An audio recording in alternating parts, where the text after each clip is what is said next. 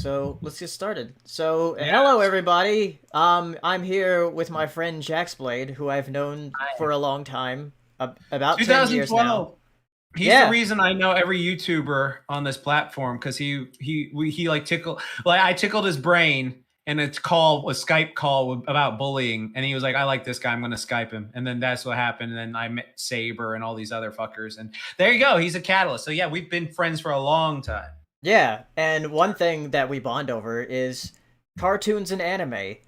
Yes, and Yeah, titties, but that's for another time. yeah, So yeah. Leads into the anime though. So yeah, yes, it does. Yes, it does. It does quite well. So yeah, we're gonna be counting down our top 25 favorites, anime and cartoons, because we did a list where Hero suggested it, where we did a top 25, like, no, wait, I suggested it. You suggested Yeah, it. yeah. Yeah, you suggested Yeah. the anime. I suggested the cartoons. Yeah, yeah, Hero's yeah. not here. Okay. Yeah, yeah. So yeah, we did one Uh, with a Hero where, like, we did 5x5 mosaic of our 25 favorite anime and cartoons. right. So that was just like an Mhm. image though. For this, we're doing a Mhm. countdown. Yes, we're doing a countdown. Yeah, yeah. This was harder because like the other time we could just kind of get away with like, oh look, I like this. I'm not gonna Right. rank it where it is, but then I had to Yeah, go back and go, fuck. I did rank it, but I didn't tell anybody. Like Oh, the okay. way I put it in. You had a much Um, easier time than me then, because I was like, yeah. do I like this? Oh So god. the way Hold this is on. gonna work is that um I'm going to have you start off with anime, and then I'll do an anime, and then you'll do a Okay. cartoon, and then I'll do a cartoon. So Okay. like 25 will be our spots for that, and then we'll go to 24, and then so on. Okay. Okay. That sounds good to me. So Sounds good to me. yeah. Starting off, we'll go with number 25. Your number 25, which is Yeah. I've never heard this before. Where is it? Is it in the stream or is it in the? It's in your chat. It went away. Oh I'm back no. here. Right here. Okay. Hold on a second. I don't know what happened. I'm right here. Is my camera? Yeah. Is my good? Yeah, yeah, your mic's still good. Okay. Okay. Like, where is it? Oh, okay. Yeah. Let me look at my thing just so I can see it. All right. 25 for me is Kenichi, the Mightiest Disciple. And that's just an anime about this kid who is like really weak. And he was like, oh, he was getting bullied at school, and he like has like nothing special about him. Like, I'll say this about Kenichi, the Mightiest Disciple, like every other anime, like majority of other ones, like you meet one, they always have like something special about them, or like down the line they're like, oh, it seems like you were a chosen one who has this ability, or you just have this blessing about you. Kenichi has none of that shit. He was just like this regular cool school kid who's getting beat up and bullied, and then he meets this really busty chick named Miyu, and she's like, hey, let me take you to this karate dojo so you can learn. And then he meets like these freaking 7 top tier athletes who are like the gods of martial arts in their school, and they're like, oh, this kid's pathetic, let's train him. And so like they gradually train him, and each time he like trains, he gets gradually stronger, and it's full of anime titties and fucking training. And I was like, I love it. The reason it's so low is just because like at times it is goofy. It's goofy in a fun way, but it's a bit like at times with just how the plot goes. And then the manga, it gets like, it has its ups and downs, but for the most part, I really enjoyed it. I like seeing the kid progress from zero to hero and then just like improve how he does. Like, I really think it's a really good show. Okay. Yeah, because this is one that I hadn't heard of before. So Yeah. Yeah. all right. I enjoy it.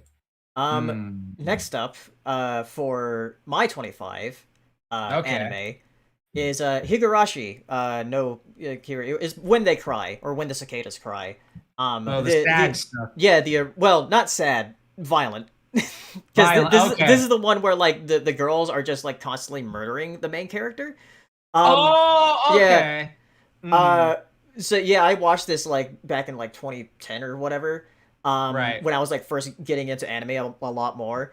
Mhm. So I was getting into a lot of stuff that was like, oh yeah, this stuff is like violent and crazy and gory. Right. They recently did a remake of this anime. Oh, shit. Which I haven't watched yet. Oh. And I haven't watched any of the like sequel series that they did, but it's based on a VN. Okay. Which Yeah, this is the one where the girl like Yeah, like yeah, slams her yeah, head against the yeah. wall. Yeah, that shit fucked me Yeah, up. I had to stop watching it. Yeah. it's also inspired a lot of like VNs as well. Like Doki Doki Literature Club takes a lot of Mhm. stuff that is from this.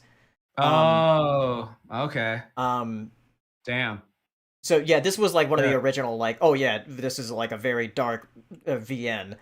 Um, Mm-hmm. but they made an anime, and like sometimes there'll be these different story arcs, and it'll be like, oh wait, that character's dead though. It's like, no, it's starting a new story arc because you're starting a new game playthrough of the game in the anime. Mm-hmm.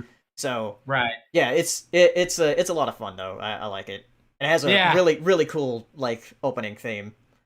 Nice, nice. Yeah, I've only seen like various clips of it because my friend was watching this in college, and I was like, "What the fuck? Like, Yeah. what is this shit?"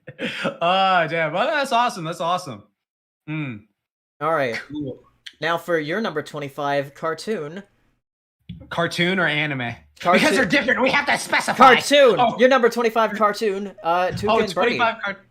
Oh yeah, 25 cartoon. Yes, I love Tuca and Birdie. Like that was a surprise hit to me. Like I like honestly, when I first saw it, I was like, this is gonna be just something whatever. But then like a lot of the jokes surprisingly hit for me just because it was so wacky and out there. But then like it pulled that whole shtick that so many shows do these days, where they start off like super comedic and then they start hitting you with the real shit. Right. And I was just like, oh, fuck. And like the thing with me is like, I'm going to be completely transparent about this. I do not like watching depressing stuff. All right. Like I'm already sad. I don't want to make myself intentionally sad watch it. So like the way these shows work, they always lure me in. They're like, yeah, we're laughing, right? You're laughing. Boom, bitch, hit your feelings. And I'm just like, well, now I'm stuck with this. I have to watch this. Right. And so like, there's so much stuff in that show where I was like, I thought this was just going to be goofy, train stuff like that. And the reason I would put this over something like, say, not like I wouldn't say like I'd say like I think BoJack is better overall, but I think like this show to me, I can still like rewatch it. Like BoJack, I think is a great show, but there's so much stuff where I just like. I can't watch this. I can't watch this today. Yeah, I really can't. Like it's gonna fuck up my day. So with Tuca and Birdie, I really like it. The comedy gets me. So yeah. Yeah. Mm-hmm. It's a great show. I recommend it. I still need to watch season 2 though. Yeah, same. Yeah. I need to finish season 2. I watched like the first 3 episodes of it. All right, and for my number 25, Jurassic World Camp Cretaceous. Because like there's 3 seasons of it out so far, but I'm choosing this because it's something I wanted ever since I was a kid, is a Jurassic Park cartoon. Right. And also because out of all of the kid characters in the franchise, these are the best kid characters. They're the best written. They're likable.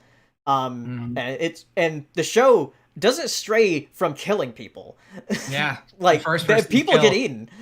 Yeah, it's still fucked up. In the first season, the first person they kill is that brother who is like, what's going on? It's just like that's just a tradition for Jurassic Park films, apparently. Okay, like everyone. Yeah, it's crazy. It is a good show though. Like I would say that. Like I was surprised at how invested I was like during the first season. I still haven't seen season 2 or 3 yet, so I need to watch those. But like I was surprised how invested I was. So when the dragon shows up in the 3rd movie, that'll be very interesting. All right. Next thing, your number 24 anime. Yes. This is the butt one. The butt one. Yeah. Okay, so all right, so here's the thing. Besides the fact that JaxBlade loves his anime titties and booty. Like, I will say this. The reason Keijo is on here is something I've found I appreciate more in shows is when they make me laugh so fucking hard. All right, so because like, okay, when Keijo came out, right? I was just like, oh, this is some shit. Like when you watch the show, it's like, okay, yeah, it's just fucking titty, it's fan service, blah, blah, blah, stuff like that. But they take it so seriously with like their attacks. It's like, I have to hit her with the butt cannon because that will allow me to get the thing. And I'm just like, well, are you taking this shit seriously? And so like the fact that they play it so straight, it's like Fillmore in a sense. So like people who've ever seen Disney's Fillmore, they take like freaking detention and middle school stuff like it's like serious crimes, and it makes the shit hilarious. So like with me watching this, I am laughing my ass off at the fact that they are taking these stakes that like, oh, Vegeta's about to blow up the planet. And they're like, I must enhance my breast with this because if I don't, then I won't be able to do this attack. And I'm just like, this is I'm crying laughing. Like I watched that with my friend Z and we were just laughing the entire time because it was just like they're playing it like so straight. And when you play something like that so straight, it cracks me up. So yeah, definitely. All right. So my number 24 anime is Neon Genesis Evangelion. Of course. Yeah. It's definitely I still need to see that. Yeah, it's definitely one of those shows where when it came out, it was like kind of revolutionary for what it did for like mecha anime and everything. Oh yeah. And it's still fun to watch through with like because so many mecha anime now like use like 3D models. Right. Where like back then it's like, oh yeah, it has to be 2D. So there's a lot of really great animation in that, and just the way that the mechs look are really, really cool. Yeah, they're like aliens, right? Or monsters or something? Yeah, it's like something like that. Okay. And it's just the designs of everything is great. Like love it or hate it, it's still like one of the most important anime. Right. And recently with the rebuilds, I do like the rebuilds, but I kind of like the look of the original a lot more, just because it has that 90s aesthetic. 90s aesthetic. Yeah. No, that's like the thing though. Like there's so many shows out there where it's like I saw the 90s version of, and the 90s aesthetic is just so well done that it fits it perfectly. So it's like if Cowboy Bebop was like remade today as a sequel. It's like I don't want to see it digital. I want to see like that classic, the grain stuff. So yeah, that's good. That's valid. I need to definitely check out Evangelion, but all my friends, as I've told you many times before, always argue over shit like, no, don't watch it that way. Watch it this way. Don't watch it this way. Yeah, because like honestly, I would just say like watch it from the beginning. And then like watch the series, then end of Evangelion, and then the rebuilds if you like it. Okay. Well, I'll definitely do that. So I'll just check out the Netflix version, I guess. Yeah. So. Because like there's multiple dubs now, so yeah. Yeah, there's multiple dubs. Like so, people are like, or you can just watch it in the original Japanese if you want. So. But I like to do shit when I'm doing it. Exactly. That's the annoying thing about subs. All right. All right. So your number 24 cartoon is Jackie Chan Adventures. Jackie Chan Adventures is surprisingly holds up tremendously. Like you have freaking Jackie Chan, a celebrity, and they have all these freaking cartoon like celebrity cameos and stuff like that, or like they have like celebrity cartoon shows like they did in the 70s and stuff like the Mr. T show, all those other type of shows. But like Jackie Chan Adventures, they actually told a pretty gripping story. The martial arts scenes were pretty good, and every time I watch the episode, I'm highly invested. Like just like Uncle come on now, like the way he's just. Oh, they're always about like trying to get the talismans to fight Shendu, but then they like move along throughout the years. It's just like, oh, now they're not fighting Shendu. Now they're fighting this locked demon who was like this. Now they're fighting this person. Now they're fighting Shendu's brothers and sisters and all this stuff. Now Shendu's kid is showing up. And it was like, I was just invested majority of that series. And it was like 95 episodes. And I was just like, oh my God, I really enjoy this. I rewatched it like, I think like around 2017. I was like, yeah, I really enjoy this show. I really still enjoy this show a lot. Still holds up to me, and even without nostalgia goggles. So yeah, definitely always gonna like it. All right. My number 24. People might be surprised to see it so low on the list, but it's in my 25. SpongeBob. SpongeBob. Well, yeah. No, you know what? That's valid. That is valid because you have to specify. With SpongeBob is one of those cartoons you got to specify. Yeah. Because like with the original like 3 seasons are like legendary. And like I put one of my an image from one of my favorite episodes in here, the Krabby like the Krusty Krab training video. Episode like that. Yeah, that's one of my favorites. Yeah, like honest to God, SpongeBob pre-movie is one of the funniest cartoons in history. Like no cap. Like there are just so many things now. I will say in recent seasons they have been picking it up again. Like with the comedy. Like there was like this great one. I think I mentioned this like several times, but like there was this great one where Sandy accidentally turned the sea creatures back into their actual form. So like freaking Pearl turned to a giant whale, Mrs. Puff turned into like a pufferfish, and then Mr. Krabs turned into a crab, and she was trying to eat Mr. Krabs because that's what pufferfish do. So like it was just like there was stuff like that. It was like actually genuinely funny. So but yeah, like OG SpongeBob goated. Yeah, it's great. All right, your next anime, you're getting into some vanilla stuff, as like as people said on Twitter when you posted this. Hey, you know what? It's true. Naruto. Yeah, Naruto. Because honestly, the way I went about picking this list was I had to think of it from, all right, so these are what make the categories of a great show for me personally. It is, I wrote them down because I always have them. It's ease of rewatchability, not too many eps or overwhelming amount of episodes when we're watching from beginning to end. Majority of the series is quality, enjoyable, not boring or dragging in various places to me because am I having a good time through most of it? Is the story good or great? Comedy, action, heart, and solid writing, likable / lovable characters I enjoy watching, and then sometimes qualities. But like with Naruto, like I was honestly thinking back to it, I was just like, you know what? When I watched like the first few seasons of Naruto, I really enjoy this. Like it's one of those situations where later on it does drop to me. Like there's stuff where I'm just like, that's kind of bullshit. But I remember how hype I was during those first ones. And I was like, this is really, really entertaining for this. So like, I generally do enjoy what they did with this series. Like, I remember as a kid, I thought it was just some knockoff of Dragon Ball with the way Naruto Yeah. looked and shit like that. I was like, who the fuck is this Goku wannabe? And then I watched it. I was like, oh no, it's actually pretty good. Enjoy the first one. I would say Naruto over Shippuden. Like, I would say that. But yeah, definitely enjoy it. All right. My number 23 anime is another like 90s one, Slayers. Slayers, yeah. classic. Yeah, which again, I've only like seen the first season, but I really like it. It's very funny. It's like this comedy in a fantasy setting. And like all the characters, like Lena Inverse as a really great main character. Like just the world, like it's kind of like classic Konosuba, if you've ever seen Konosuba. Like it's like that, but in the 90s. Right, exactly. Yeah. So it's a lot of fun. I need to watch like all the other seasons, but right, it's really good. Nice, very nice, awesome. All right, your next cartoon is Static Shock.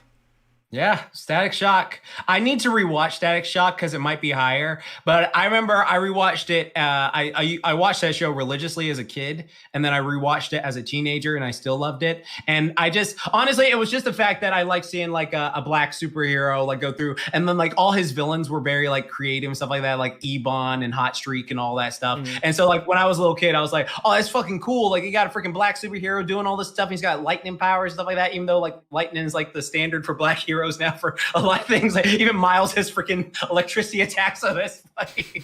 but yeah, I really generally do enjoy this. I love when he crossed over with series like Batman the animated series and Justice League, and then when he showed up on Justice League 2, Phil Lamar does a phenomenal job. Really enjoy the series. I think it's on HBO Max, right? I think so. Yeah, so I'm about to rewatch it on HBO Max then, like, because I really love this show. Just yeah, like I think like most of the DC animated universe stuff is on HBO Max. Yes. Yeah, because like Static Shock was like also part of the DC animated universe. Yeah, it is. Yeah, that's true. Yeah, like freaking Batman and Mark Hamill Joker showed up all the time. So yeah, definitely loved it. Fucking love that show. All right, next, for me, my number 23 cartoon, another one that people might be surprised so low on the list, is Avatar: The Last Airbender. Okay. All right. No, it's all completely fine. Yeah. But as we get higher up, you'll kind of see like what kind of shows I like. Exactly. Yeah. But like Avatar: The Last Airbender, like it's no denying it's like one of the best cartoons to come out of Nickelodeon. And like I watched through the entirety of it for the first time like a few years ago because I had never seen it before, because I had tried on multiple times of like trying to watch it. But then like I finally watched through it, and like it just gets better as it goes on. And then it has like a fantastic finale. Right, yeah, it does. Yeah, it's so good. Yeah, it's such a great show. Like I'll talk more about it later because that's obvious. But yeah, it is like such a really good show. Like such a surprise. But yeah, one of the best cartoons out there, I will say. All right. Toon J has a super chat. Says his name. He says his name is Beyonce. Terry McGinnis. Yeah. Batman Beyond. So good. Okay. All right. Going on to 22 for your number 22 for anime is One Piece. Okay, so here's the thing with One Piece with me. I think One Piece, like I still love One Piece. And I've been like rewatching like various things and rereading One Piece, and it's fucking phenomenal. It's just the length for me. Like honestly, because the thing is, it's a double-edged sword. I think One Piece, like if you read One Piece, you understand why it's that long. It completely makes sense. I love the length. I love the fact that I can enjoy this journey. Like there's only like a few dips to me where I'm like, but besides that, I love every character. I love the emotional moments. I love every freaking thing of it. I think for me personally, it's just in that thing of ease of rewatchability for me, where I go like, yeah, like because there are times where I'm just like, oh man, I really want to rewatch like some One Piece. I'm just like, oh, if I want to get to the part I want to get to, that'd be like 350 episodes, and I'm just like, I don't have the time for that right now. I'm just so busy with work. So I love One Piece so much, but like, yeah, it's just that thing. Even when I'm reading it and stuff like that, I think it's like super great. So One Piece truly goated. The only reason it's not higher to me is just because of that ease of rewatchability for myself, which I always like go like, because with my top 10, as I'll explain more on, I like when I can just like go, I can rewatch this countless times, and then just be like that, or reread this countless times too, because like these do count as mangas as well. So it's like, yeah, just reread or recount sometimes. So yeah, that's what I'd say. All right. My next anime for number 22 is Digimon Tamers. Digimon Tamers. Yeah, the Digimon most Tamers. Digimon. Yeah, because like a few years ago, I was watching through all the Digimon seasons.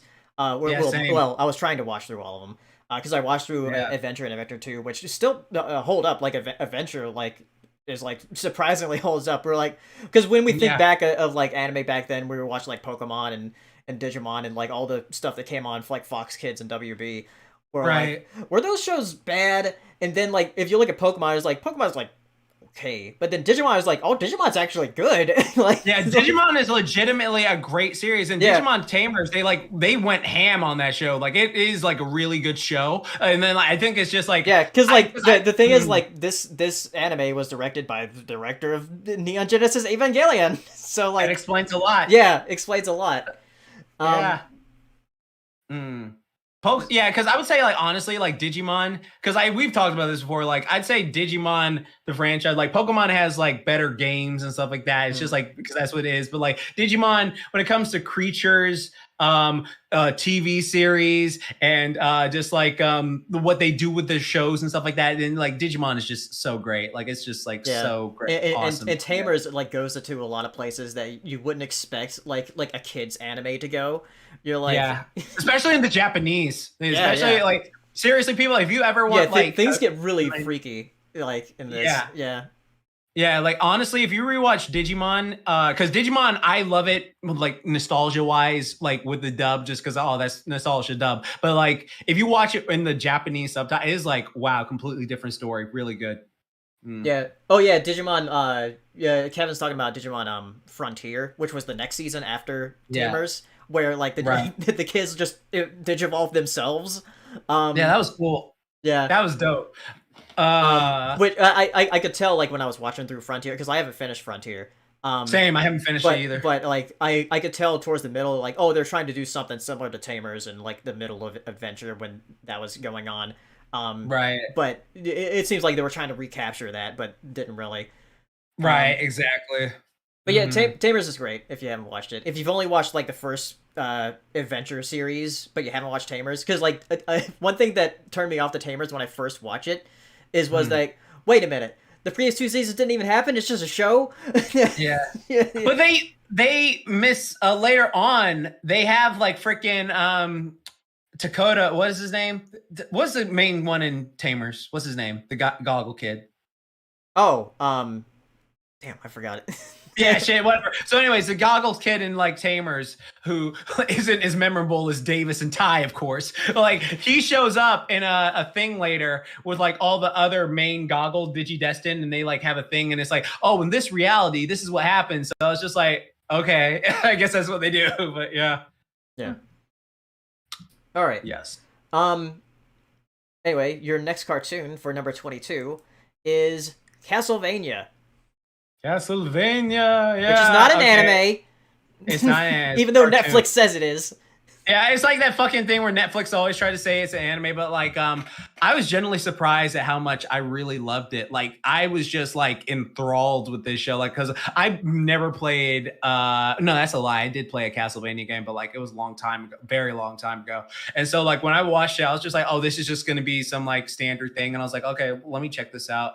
And I was like, oh my god, the voice acting is spectacular. The animation godly. The fucking fight scenes, like all the stuff, the comedy was hitting in certain areas where I was like, aren't you supposed to be serious? And I was just like, oh wow, like it was just like a perfect amalgam of various things. Right. And so like I just had such a blast watching. So every time they released a season going on, I was just like enthralled through it. And I would actually rewatch seasons like countless times because they were only like 6 to 8 episodes. So it was like easy to rewatch. So I like rewatch those like constantly. I probably like rewatched like a season 3 or 4 times within a week just because I really enjoyed it. So yeah.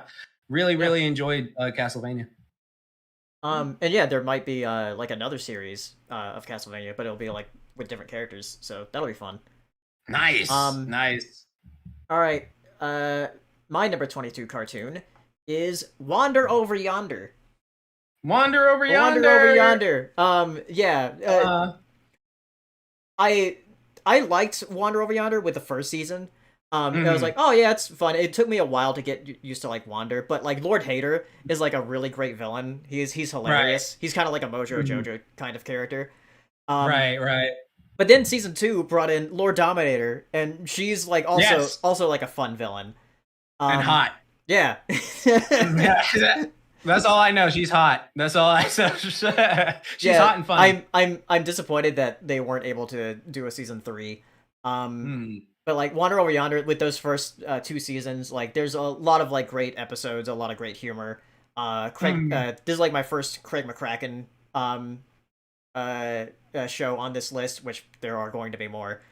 But yeah, it's a great fun show out in space, just doing space adventures with this weird hillbilly alien Wander.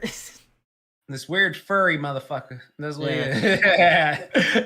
Okay, yeah. Like I need to still finish it because I remember like Wander was so annoying to me when I first watched it. I stopped watching, but then like I saw Lord Hater, I was like, oh, hello, who is this? Yeah. And so like Lord Dominator. Lord Dominator. Yeah. Lord Hater. Lord. You don't know what I'm into. I could be in this. Yeah, whatever. Yeah, Lord Dominator. I was like, yeah, those hips. Oh, so good. All right. Number 21 for your anime is Attack on Titan. Yeah. Attack on Titan, okay, so like I'm gonna specifically talk about the anime for this portion because like I know like some people are like mixed on like manga, but I'm not gonna say anything about that because it's coming out like later this year. This season, or is it early? Well, the first part of the last season aired earlier this year, so it's probably gonna be next year. For next year, okay. Yeah, next year. So like, yeah, I was just like, I was really reevaluating like how much like, because I remember back in 2013, I must have rewatched season 1 or 2 of Attack on Titan, or no, like season 1 of that, like I guess like 4 or 5 times fully with like different people, just because like this show is just so good, it grabs me. And then like the way it evolved throughout the course of the series of just like, okay, like I thought this was going to be about like this one thing, and then this entire thing comes out of nowhere, and it's like, wait, what the fuck's going on? And then this is happening to a character that we've been following this long. I'm like, what? And so like I just got super invested, and each time I like was watching the thing, and I am caught up with the manga too, just because like I didn't want Twitter to do their bullshit like they did last season. So I was just like, yeah, let me just do this to myself. So I'm excited to see it animated. But yeah, I really just got enthralled watching it. I just like was super invested through most of the series. Enjoyed how they could take something so brutal and then like just make it as engaging as it was. So yeah, I love Attack on Titan. All right, my number 21 anime is Dragon Ball. OG Dragon Ball. Yeah, I just remember watching this on Toonami, like coming home from school because I had been watching like Dragon Ball Z, but then it was like Dragon Ball. Wait a minute. Yeah, well, you one of those kids who was like, "Is this a prequel?" Yeah. I was like, "Wait a minute."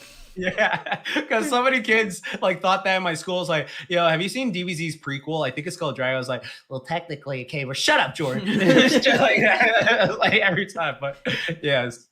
Yeah, I guess it's because like Dragon Ball Z became like so popular in the West that like, and that was like when the anime boom was like really starting to take off. So they're like, well, let's bring over some of the old stuff. Because like a lot of the Gundam shows started coming out as well that were like old. Yeah. Yeah. Oh, geez. So like Dragon Ball was one of those, and it was just like a really fun like adventure series. Yeah. That I loved watching on Toonami. I never finished it though. I need to finish it. You need to finish it. Yeah. Yeah, you need to finish it. Yeah, it's so good. So good. Like I'll talk more about that later on, but yeah, Dragon Ball definitely a deserving pick. All right. Your number 21 cartoon is The Simpsons. The Simpsons. Okay, so this is one of those situations again, like we were talking about before, where the first few seasons of Simpsons are really damn good. And I'm going to say this, like some people say that it fell off before the movie. In my personal opinion, I think The Simpsons... Yeah, I watched up until the movie, and then after the movie, it started to feel like it was falling off. Yeah, that is exactly what I feel like. I feel like I can watch every season of The Simpsons and then the movie, and then the seasons after the movie, it drops to me. So like I can rewatch like countless season episodes and just laugh my ass off and remember certain stuff and then just go, oh my God, this is hilarious. I love this. And that is the only thing is like the seasonal rot is why it is so low. But like if it has so many seasons that like if it's on like episode from the class seasons on, I'm laughing my ass off. I'm laughing my ass off, just like this is genius. This is genius writing. This is cracking me up. I'm freaking just enjoying this nostalgic moment. But then like after the movie stuff, like it's just like, oh yeah, it's not hitting for me. It's not doing anything for me. So right. yeah. And now the Simpsons will never end. Yeah, exactly. So yeah, that's the thing about it. All right. My number 21 cartoon is Gravity Falls. It's only 40 episodes, but it's a very, very tight 40 episodes. That's great. And like each episode is like very unique with whichever like crazy situation they're getting into. Remember the episode with like Seuss and the virtual like girl that he's dating, like with Giffany. Oh yeah. Giffany, fucking Giffany. That was a great episode. Season 2 had some great episodes like that. Like that was such a good one. Like Gravity Falls is really it's an instant classic. Like I remember seeing it and just being like, I feel like before I had even seen a single episode, I had just seen images. I was like, I feel like I'd like this. I feel like I'd like this. Because I remember like seeing it on Tumblr of like GIFs and stuff of the intro, and I'm like, what is this show?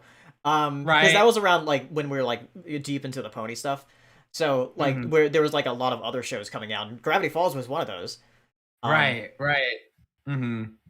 Yeah, Gravity Falls is so good, and the fact that like the creator decided to end it instead of letting it cancel says so much about its quality too. Where he's just like, no, I told my story, I'm finishing it right here. Because like it's at that point where it's like, if you want to come back for another season, we wouldn't say no, you know. I mean, if you want one more, but like as it is now, like great show to rewatch anytime. All right, now we're going into the top 20. Top 20. So your next anime for number 20 is Agretzko. Agretzko. Yeah, Agretzko is a show that I didn't think I would like as much as I did. But I remember like what first got me into it was because back in the day, you and Hiro used to always watch those shorts. Yeah, we watched the shorts and we watched like all of them. Yeah, you would like post like clips of the shorts or something like that. And I'm like, oh, this looks funny. And so like when it finally got a show, I was like, oh, let me check this out. And then like I guess it hit at that age, like where, like, you know, like we're adults and stuff like that. So they're going through stuff like we can relate to. And like, there were just certain moments like during like the second season, third season, I was just like, this is hitting really, really close to home right here. And so like, it gave me a whole nother level of appreciation because like, I can empathize with the situation. I can respect the situation, stuff like that. So I was just like, yeah, I loved it. I rewatched the first 2 seasons so many times just because I really enjoy rewatching those first 2 seasons. Third season I didn't love it as much, but like the first 2 seasons, freaking adore. So yeah. I love Agretzko. Yeah, Agretzko is great. All right, my number 20 anime is Girls Last Tour. Girls Last Tour? This is a unique one. It has a very, very cute art style. I love the way the characters look. It's about these 2 girls that are like just in these like military uniforms, just going across the planet during a post-apocalypse, and just like it's a very like cute slice of life thing, just in a post-apocalypse. So like it's like oh, okay, it's just these two girls hanging out and everybody's dead. Right. Yeah. See, like I love that stuff. Like where they're morbid, but they have like a tongue-in-cheek Right. self-pity about it. That's great. That's awesome. That's really cool. Yeah. It has a very cool intro too. Um, Hmm. but yeah, it's a very short anime. It's only like 12 episodes, I think. Yeah, Um, is that that's it, the one with the dun, dun, dun, dun, dun, dun, dun, I dun, think dun, so. dun, dun, dun. Yeah, Um, that's a good beat. but yeah, I watched it with Hero, and it's fun. It's just like something to put on. Um, Right. all right, your next cartoon for number 20 is Yes. Family Guy. Again? You OG. put it above The Simpsons? Okay, so here's the thing about that. All right, so here's the thing about that. OG Family Guy, those first 5 seasons specifically, that is what I'm talking about. They have so many fucking jokes that I fucking like. I was in physical pain laughing at. Like I would do it. Like there was this one joke with the fucking Trix rabbit that had me laughing so hard I almost Yeah. asphyxiated when I was 13 years old because I was like not expecting it. It was so random. And then there's just like various things like that whole Y2K episode, fucking genius. I love The Simpsons and I do. The Simpsons makes me laugh hard, but first 5 seasons of Family Guy, they made me laugh so hard to a point where I was like physically in pain. I was rewatching clips like on YouTube, just like the shit is like, hey Brian, there's a message in my alphabet. It says, ooh, Peter, those are Cheerios. Shit like it's just like stupid shit like that. And I was just like, it's so dumb. Like the fact that it just made me laugh so hard, like especially when I was rewatching clips. Like I want to specifically say those first 5 seasons of Family Guy cracked me up. Yeah, I love that shit. It cracked me up hysterically. Still does. Those first 5 seasons specifically. Again, another show that suffers from seasonal rot. Right. Mm. All right, my number 20 cartoon is The Boondocks. Ah, the Boondocks classic. Yeah, specifically the first 3 seasons. Yeah, exactly. No, we don't talk about what 4th season. That was just that was fan made. It, That was fan made. it is going to come back with 2 more seasons. But this time with the Mhm. creator like actually a part of it. Right. But yeah, Exactly. like Riley and Huey, they're like great main characters. Mm. Granddad is hilarious. Like all the Mm. side characters are hilarious. Right.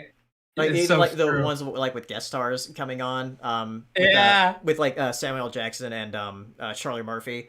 Charlie Murphy. And those yeah. 2 white guys too. They just Yeah, play yeah. so well. Their episode is the best one of season 1, where they're like we got to find the Xbox killer, and he's just doing Yeah. Pulp Fiction. You better start talking. If I'm a hit, you were not mortally wounded in vain. Yeah, it's just like Yeah, because I remember when it was first advertised, and I was like in high school. Like Yeah. my friends and I were hanging out, and like my friend Tyler was like, "Dude, it's like anime but black." Yeah. Don't worry, he was black. Good, Yeah. that makes it okay. But you could be an Uncle Ruckus, but don't worry, it's like anime. Yeah, because like black we had in no North idea Carolina. we had no idea it was based on a comic. Right. Yeah, Oh, okay. But yeah, so, see, it's- I'm running. Mhm. yeah, but yeah, Huh. it's a great show. It is. It's like I'll talk about it early on too. But like yeah, like I remember seeing the comics and the fact that it got animated. I was just like, oh shit, yeah. This show is so good. But yeah, Boondocks is classic. Yeah. Hmm. All right. Number 19. Your number 19 anime is Kill la Kill. Yes, Kill la Kill. I was surprised at how much like I like Kill la Kill. Just like it wasn't even for like the normal reason I would be. Right. It was for like I don't know, like something about the show. Like it really grabbed me. Like with his like hey, this is what I'm comfortable in my body and I'm able to do this and I'm able to do this attack. And then like all the trigger style fight scenes and animation, I was just like, okay, I'm hyped by this. What's going on here? The fact they have like freaking suits called Goku uniforms, I was like, okay, all right, yeah, you're getting me into this. And then the fact like the school, like the way they fought, the way the story progressed to a way I was like, huh, I'm actually genuinely surprised by this. And then the music I still listen to on a daily basis just because it is great. it's such a banger. And then like freaking the villain, like freaking Nui. I love Nui Harime. I fucking love her. She's like one of my favorite villains of all time, just for being an insane beast. And yeah, I just really enjoyed this show. Like I need to rewatch it again, but I just remember like Yeah, it's been a while since I watched it because like I watched like I've never watched the dub. So I should watch that at some point. Definitely, it's all on Netflix too. So yeah. Yeah, it's a good show. Really good show. Really liked it. Very easily rewatchable because I remember I watched it in 2014 and then I rewatched in 2017 and then I haven't rewatched it in a while. But yeah, I remember I enjoyed rewatching it both times like very greatly. So yeah, definitely loved it. All right, my number 19 anime is Agretzko. So yeah. So yeah, Agretzko is just like it's super relatable.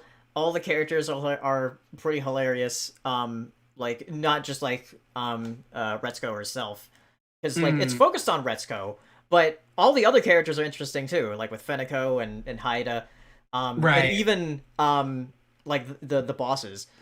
So yeah, freaking the pig boss. You can kind of like see where they're coming from too. With like some of the points they're making, it's like, oh yeah, you're not totally a bad guy. You're just kind of doing your job. Right, yeah. I know, like, our friend Laura would just be like, fucking hate that guy, he's such a butt man, shit like that, but like, yeah, it's again, like I said, very relatable show, so much stuff going on, but yeah, it's so good. Yeah. All right, your number 19 cartoon is The Weekenders, which I've never seen. Yes! You've never seen The Weekenders? No. Oh, okay, hold on a second. Where is this? I don't know what was like back in 2019. I was so like fiending for The Weekenders because I saw on YouTube. I like went and got the DVDs for it, and I was just like rewatching them, and I was like, this show is so good. Why is it so good? And then like freaking Tino's mom on the show gives away like Iroh level wisdom on a daily basis in the episodes. It was like, I want to be just like this woman. This woman says so much factual stuff that I'm like, what? Where were you? And then like just what the storylines they go through, and just like it makes me feel just so nostalgic and happy, like just remembering the times of going to the weekend, like having fun times with your friends, like going to sleepovers, going to like arcades, eating pizza and stuff like that. The fact they have a pizza restaurant that changes every week, that is hilarious. But yeah, I love The Weekenders. I rewatched it when I was 28. And compared to when I was like, when it came out, I was like 12 or something like that. It still holds up. I really liked it. And I honestly really had a good time watching it. I had a fun time because I rewatched it with a couple friends too. And we were like, you remember this? Remember this? And I actually, what's funny is I was talking to some people about the stuff, like about like certain things that they go through in the episodes. They're like, you remember when we used to do that shit like this grade? Because like I have some friends on my Facebook from like when I was in like 5th grade. So I was just like, you remember this? And like, oh fuck, dude. So yeah, there's certain clips like that just like hit me, and I'm just like, this resonates with me. I love it. So yeah. Yeah, I'll have to check it out. Is it on Disney Plus yet, or is it not? No, it's not. It's not on Disney Plus. That's a sad thing. All right. My number 19 is Reboot. Reboot! Yeah. We tried to have a reboot, failed. Yeah, they tried to reboot, but yeah. It should be easy. I need to look into it if it got better, because like when I just started watching Reboot Guardian Code, I was like, oh my god, I do not like this. Right. But yeah, Reboot, I love the show. It's like one of the first 3D animated shows. It's this from the same studio that did Beast Wars. Yeah. Like they did Reboot first. Reboot's so good. Yeah. Like, because like with the premise of the show is like, oh yeah, they're like inside a computer, and then like this game comes down, and you have to defeat the user, or else it will corrupt the computer. It's like that makes no sense, but it's fun. Right. Yeah. It's such a. I still have all the action figures to the show. Like, it's so weird. Like you start wondering, like, I wonder if they could just like take the voices and then just like add new CGI or something like that, just like make it stand out. Yeah, but it's very unique with its look for what they did with 3D at the time. Is like it works. And like it's the first season is like good, but then when it starts getting into like the internet and stuff, it's like, oh, this is getting like dark. Like yeah. So yeah, it's a really good show. Right. Yeah. I can imagine. Yeah. I remember loving it as a kid, and yeah, I've heard it still holds up tremendously. Need to rewatch it. Yeah, because I rewatched it like a few years ago, and I was like, wow, this is still a good show. Nice. Hmm. All right. Number 18 for your pick for your anime is Mob Psycho 100. Yeah, Mob Psycho 100. Such a great show. I think like what makes it so good is like the fact that they have so many life lessons about like, hey, you know, you're the main character of your story and improve. And then just seeing Mob, who's like this little reserved kid, like become more confident in himself and go through all these battles and stuff like that, and really just try to improve himself, like not only from a physical standpoint, but I mean, not only from a psychic standpoint, but a physical standpoint. And like, the show is hilarious. It cracks me up. I love the Body Improvement Club in the show. The Body Improvement Club is like this club that adopts Mob, and they're like, hey man, you do it. So like what's funny is like I started incorporating a Body Improvement Club's style mindset for like my personal training sessions, where I'm like, you can join our Body Improvement Club, and then all my people who like work out together now, because all my clients are like, you know, doing the stuff, is like we always like encourage each other in the same way, daily basis. So I love this show. I won't say too much to spoil it, but yeah, like really did enjoy the show a lot. Yeah, Like, it's something I still need to watch because like I started watching it, but then like I fell off, so I need to like actually sit down and watch both seasons. Mm-hmm. Yes, definitely worth the watch. Definitely worth the watch. All right. Next for my number 18 anime is Death Note. Death Note. I still Yeah. need to finish Death Note. I know everything about Death Note, but I still haven't seen it fully. Like Yeah. I've seen. We need to watch it with Hiro because he's never seen it. Okay, yeah. But it's kind of one of those shows where like you can watch through it once and it's like, oh well, yeah, I know what happens now. Right. So yeah, because it's kind of like one of those mystery thrillers where like the mystery is part of what's going on, or not like mystery, but like more like, oh yeah, like when are they gonna find out? So but yeah, I remember like seeing it on like Adult Swim and stuff. But I never like sat down to watch the entire thing. But then I did like when it was on Netflix a few years ago, and I was like, wow, this is like really engaging. I kept going to another episode because I was like laying in bed just watching on Netflix, and it was like, right. Well, I gotta watch the next episode now. Yeah. Yeah, there's so many things about, because I remember when I saw it as a kid, there were like scenes where I was like, oh, this hit me, like this that like that whole thing when you find out like, oh, I'm L, and I was just like, wait, what? Like that was a good like whole thing right there. That was awesome. Yeah, if you've never watched Death Note, like going into it blind is like that's the best way to experience it. Or just watch the Netflix live action. No.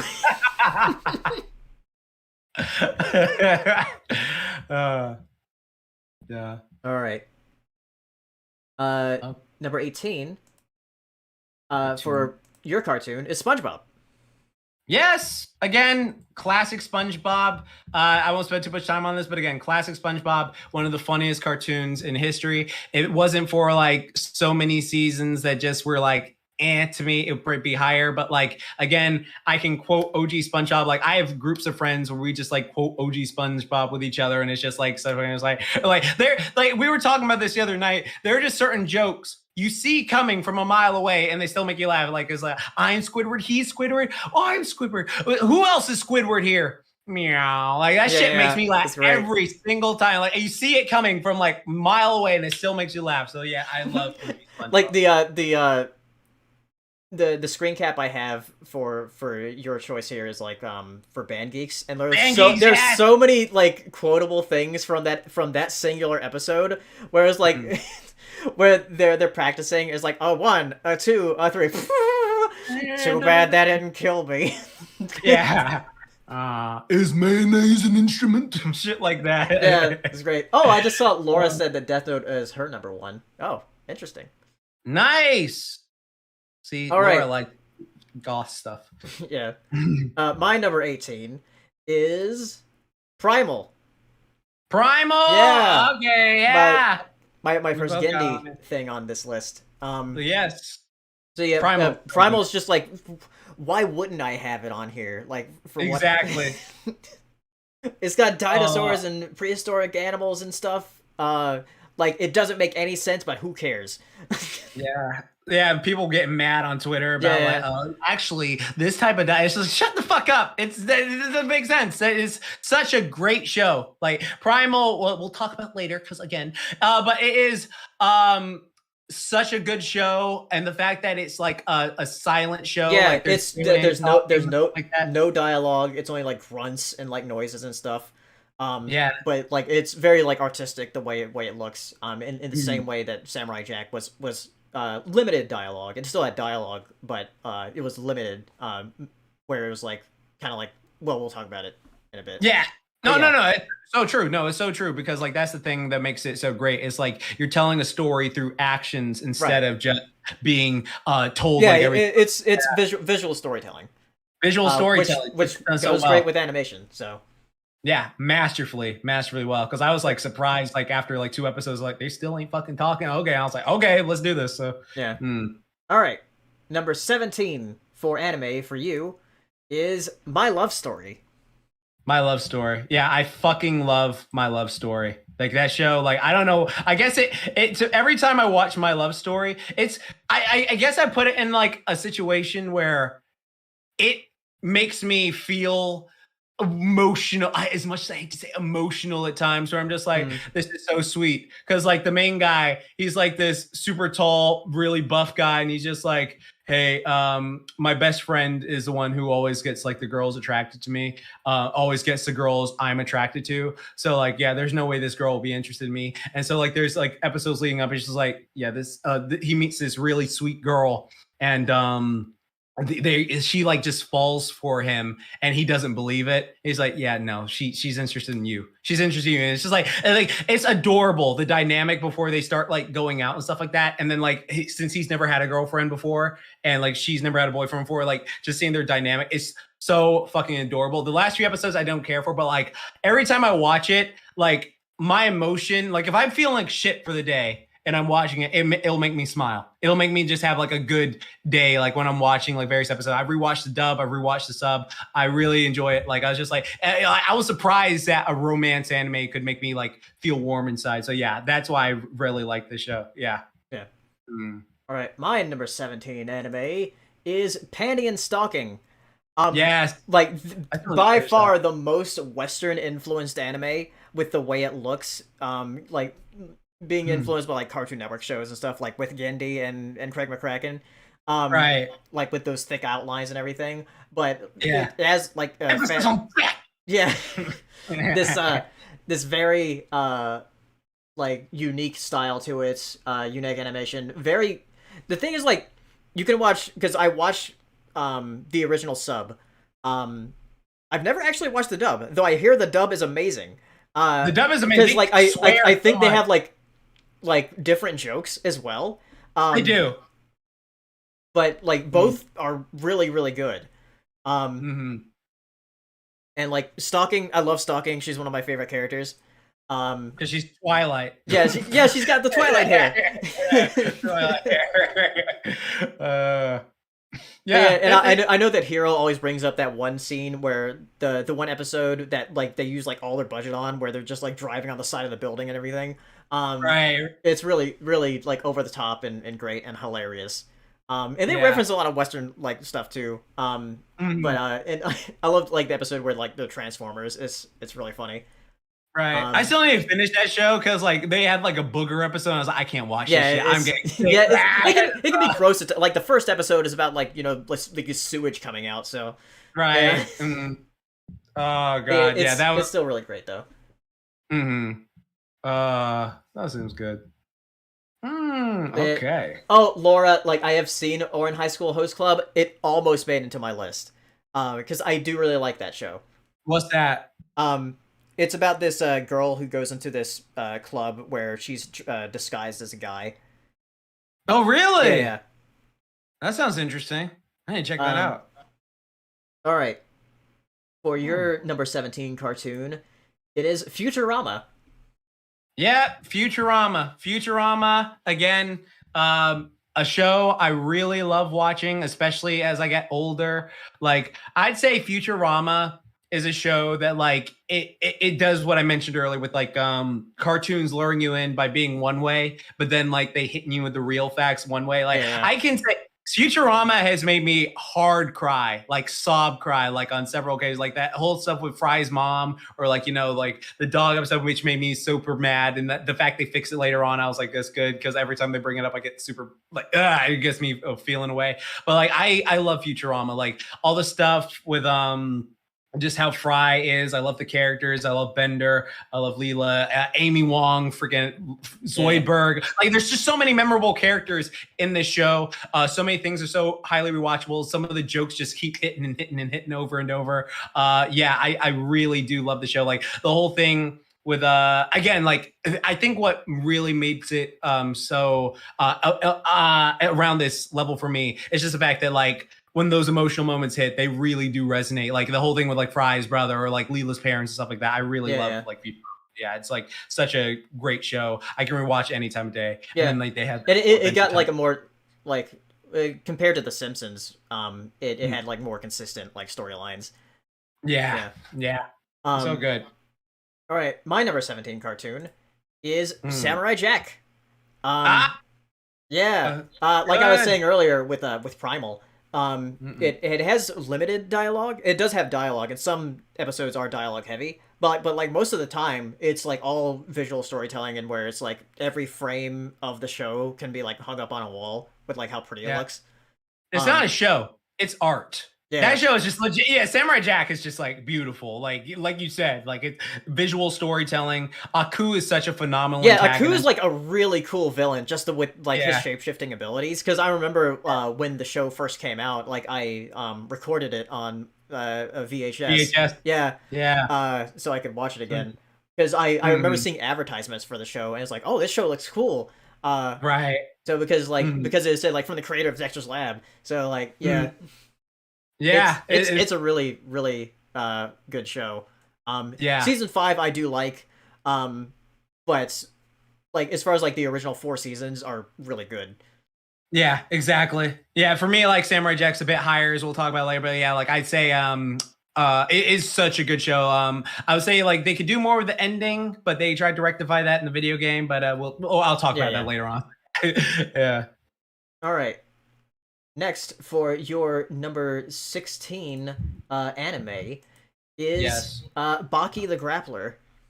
Baki the Grappler. Okay, so like for all y'all Beastar furries out there, this is her daddy's work. So like basically, Baki the Grappler is the story of this kid who's the son of the strongest creature on the planet, and this guy, he is just like so fucking strong that like he's practically bodied the Earth's military and just being like, look, I can do whatever the fuck I want, and you're gonna let me, and you can't stop me because I've been like fodderizing your military just for fun. And so they had to like make a peace treaty with him, and he was like, man, I'm bored. I need to have like an opponent that's worthy of me. And so like he went around the world like just like fucking and having like various kids. And so like he hooked up with this one woman, and we follow Baki, one of his like offspring. And Baki is like such a like chill dude. Well, he like at first he starts off as like a fiery like piece of shit. Like he's sort of like I'm like such a badass. I could just beat up people, and I'm like got the best people in my training and stuff like that, and I'm fighting and I'm whooping ass. And he like gradually gets stronger throughout the series, but he also becomes a lot more humble. And the reason I say Baki the Grappler instead of like the Netflix Baki, because for people out there, if you see Baki on Netflix, that is starting at season 3. I don't know why they haven't put the original first 2 seasons of Baki on Netflix. Yeah, that's because weird. Yeah, it's so weird. Like the new series that came out in 2018, that is season 3. Like remember that, because like they cut a bunch of stuff out, and you don't understand why the show is called Baki fully unless you watch the first 2 seasons. But yeah, like I love seeing him grow as a fighter. I love seeing him train. I love seeing him like go through all these different fights and opponents and stuff like that. And then also what makes it so great is like his just emotional growth too, of just like, you know what, like he has this really great moment where he goes like he's talking to this girl who's his girlfriend, and this guy's like hitting on her and stuff like that, and like he's not possessive and all that stuff at all. He's just talking to her like, if you can go if you want, all right, like I'm content being myself. People come and go in my life. My life has been fucked up for years, and so like he has this really great like talk of masculinity later on, which I'll talk about. Like they talk about like a few things. I just thought that was really good. I don't see many shows do that, but yeah, love Baki. Think it's a great show. Really into it. All right, my number 16 anime is Dr. Stone. Dr. Stone, Yeah, classic, big brain shit. yeah, big brain, galaxy brain. Yes. Like, Mm. Senku is such like an overpowered main like or protagonist, with Mm. like he knows literally everything. Like Right. he knows how to make everything. It's like, oh, it's been Mm. 3,500 years since humanity's been like frozen in stone. I'll make the stuff. Like I Right. remember. Exactly. The fact that he like counted to keep himself alive for how many fucking years? Yeah, Like it's yeah. like some ridiculous amount of years. It's like, bro, what? What? What are you talking about? Oh my god! Like that is insane. Absolutely But yeah, insane. Dr. Stone, where like humanity's flung into the future because like everybody's been like frozen in stone for 3,500 years, and then Mm. Senku is like this one like super smart guy who was in high school, like Yeah. like who just like loved learning stuff, and then Who never lost a game of who's the pro tag with that hair? Like, right. fucking, yeah. Fucking But yeah, and seriously. then like after watching season 2, because like one thing about season 1 is that like, oh yeah, it's all about the science and like figuring out how to make all of this stuff, and like a lot of it's like very accurate with like how you make Mm. these things. Some of it can be like debated or whatever, but like most of it is like pretty accurate. Um, Right. and then like with season 2, people are worried that it's like, oh, it's gonna become like another shonen type thing where like they're Right. gonna fight people, but that didn't really happen. Yeah. So it's like it's still about like the science and making stuff, Hmm. and like finding out how things work. It's Right. weird. It's like almost an educational anime.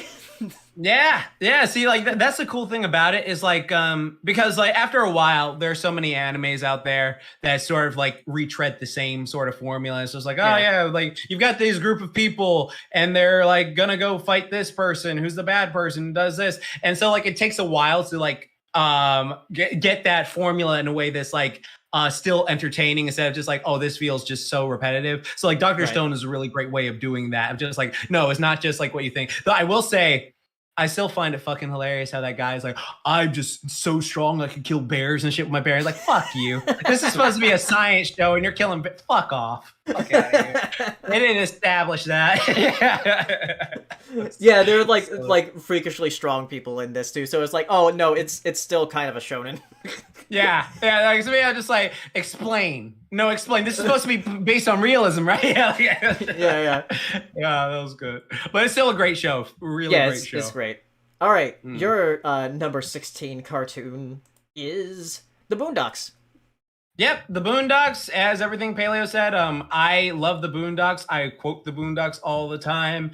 It's just the martial arts side of the Boondocks is like so great. The Yeah, music is so great. The voice acting, hilarious. Rest in peace to freaking Roberts VA who passed away sadly. And John Witherspoon and John Witherspoon, yeah, Ed Asner. John Witherspoon and Ed Asner. True, yeah, we lost two people. So yeah, rest in peace to both of them. Really, show in the first three seasons. We don't talk about the fan made fourth one that's not existent, but it is so hilarious. It is just so well done. The comedy writing, like the fact they actually bring up things that like black people do, like one of the things I love about the Boondocks is like they'll call out like ignorant shit like black people do, and then they'll like do a whole thing, and people will just be like, "Oh yeah, that is so bad." Like the whole Martin Luther King episode where he's just like, "No, what Oh the yeah. fuck are y'all doing?" That is genius. I applaud every time I see that episode. But also like the episode where like Steve Beater comes back from hell and just be goofy Yeah, and shit like that. It's just like he's whooping ass and doing all that shit. I love it. Uncle Ruckus is such a deplorable character, but one of the funniest fucking characters I've ever seen in the show. Yeah. Like it's so bad. But yeah, I love that show. I love Boondocks. Great show. Highly hilarious. All right. Mm. My number 16 cartoon is Infinity Train. Which I hope it will get more seasons. Every season is following like a different protagonist. I still only finished book 4. Yeah. Or did I see book 3? Did I see book 3? Yeah, you watched book 3 with us. Oh yeah, that was Yeah. one that fucking book 4 is the baddie- one that I'm in. yeah, that's true. Yeah, because fucking Amelia show her fine ass. Ooh, Yeah. shit, Yeah. It's very intriguing. If you've never seen like the first season, like going in blind is great. Because like you're figuring out like what this train is about. Like, it does have a lot of that like Adventure Time vibe to it. Yeah. especially the aesthetic. Yeah.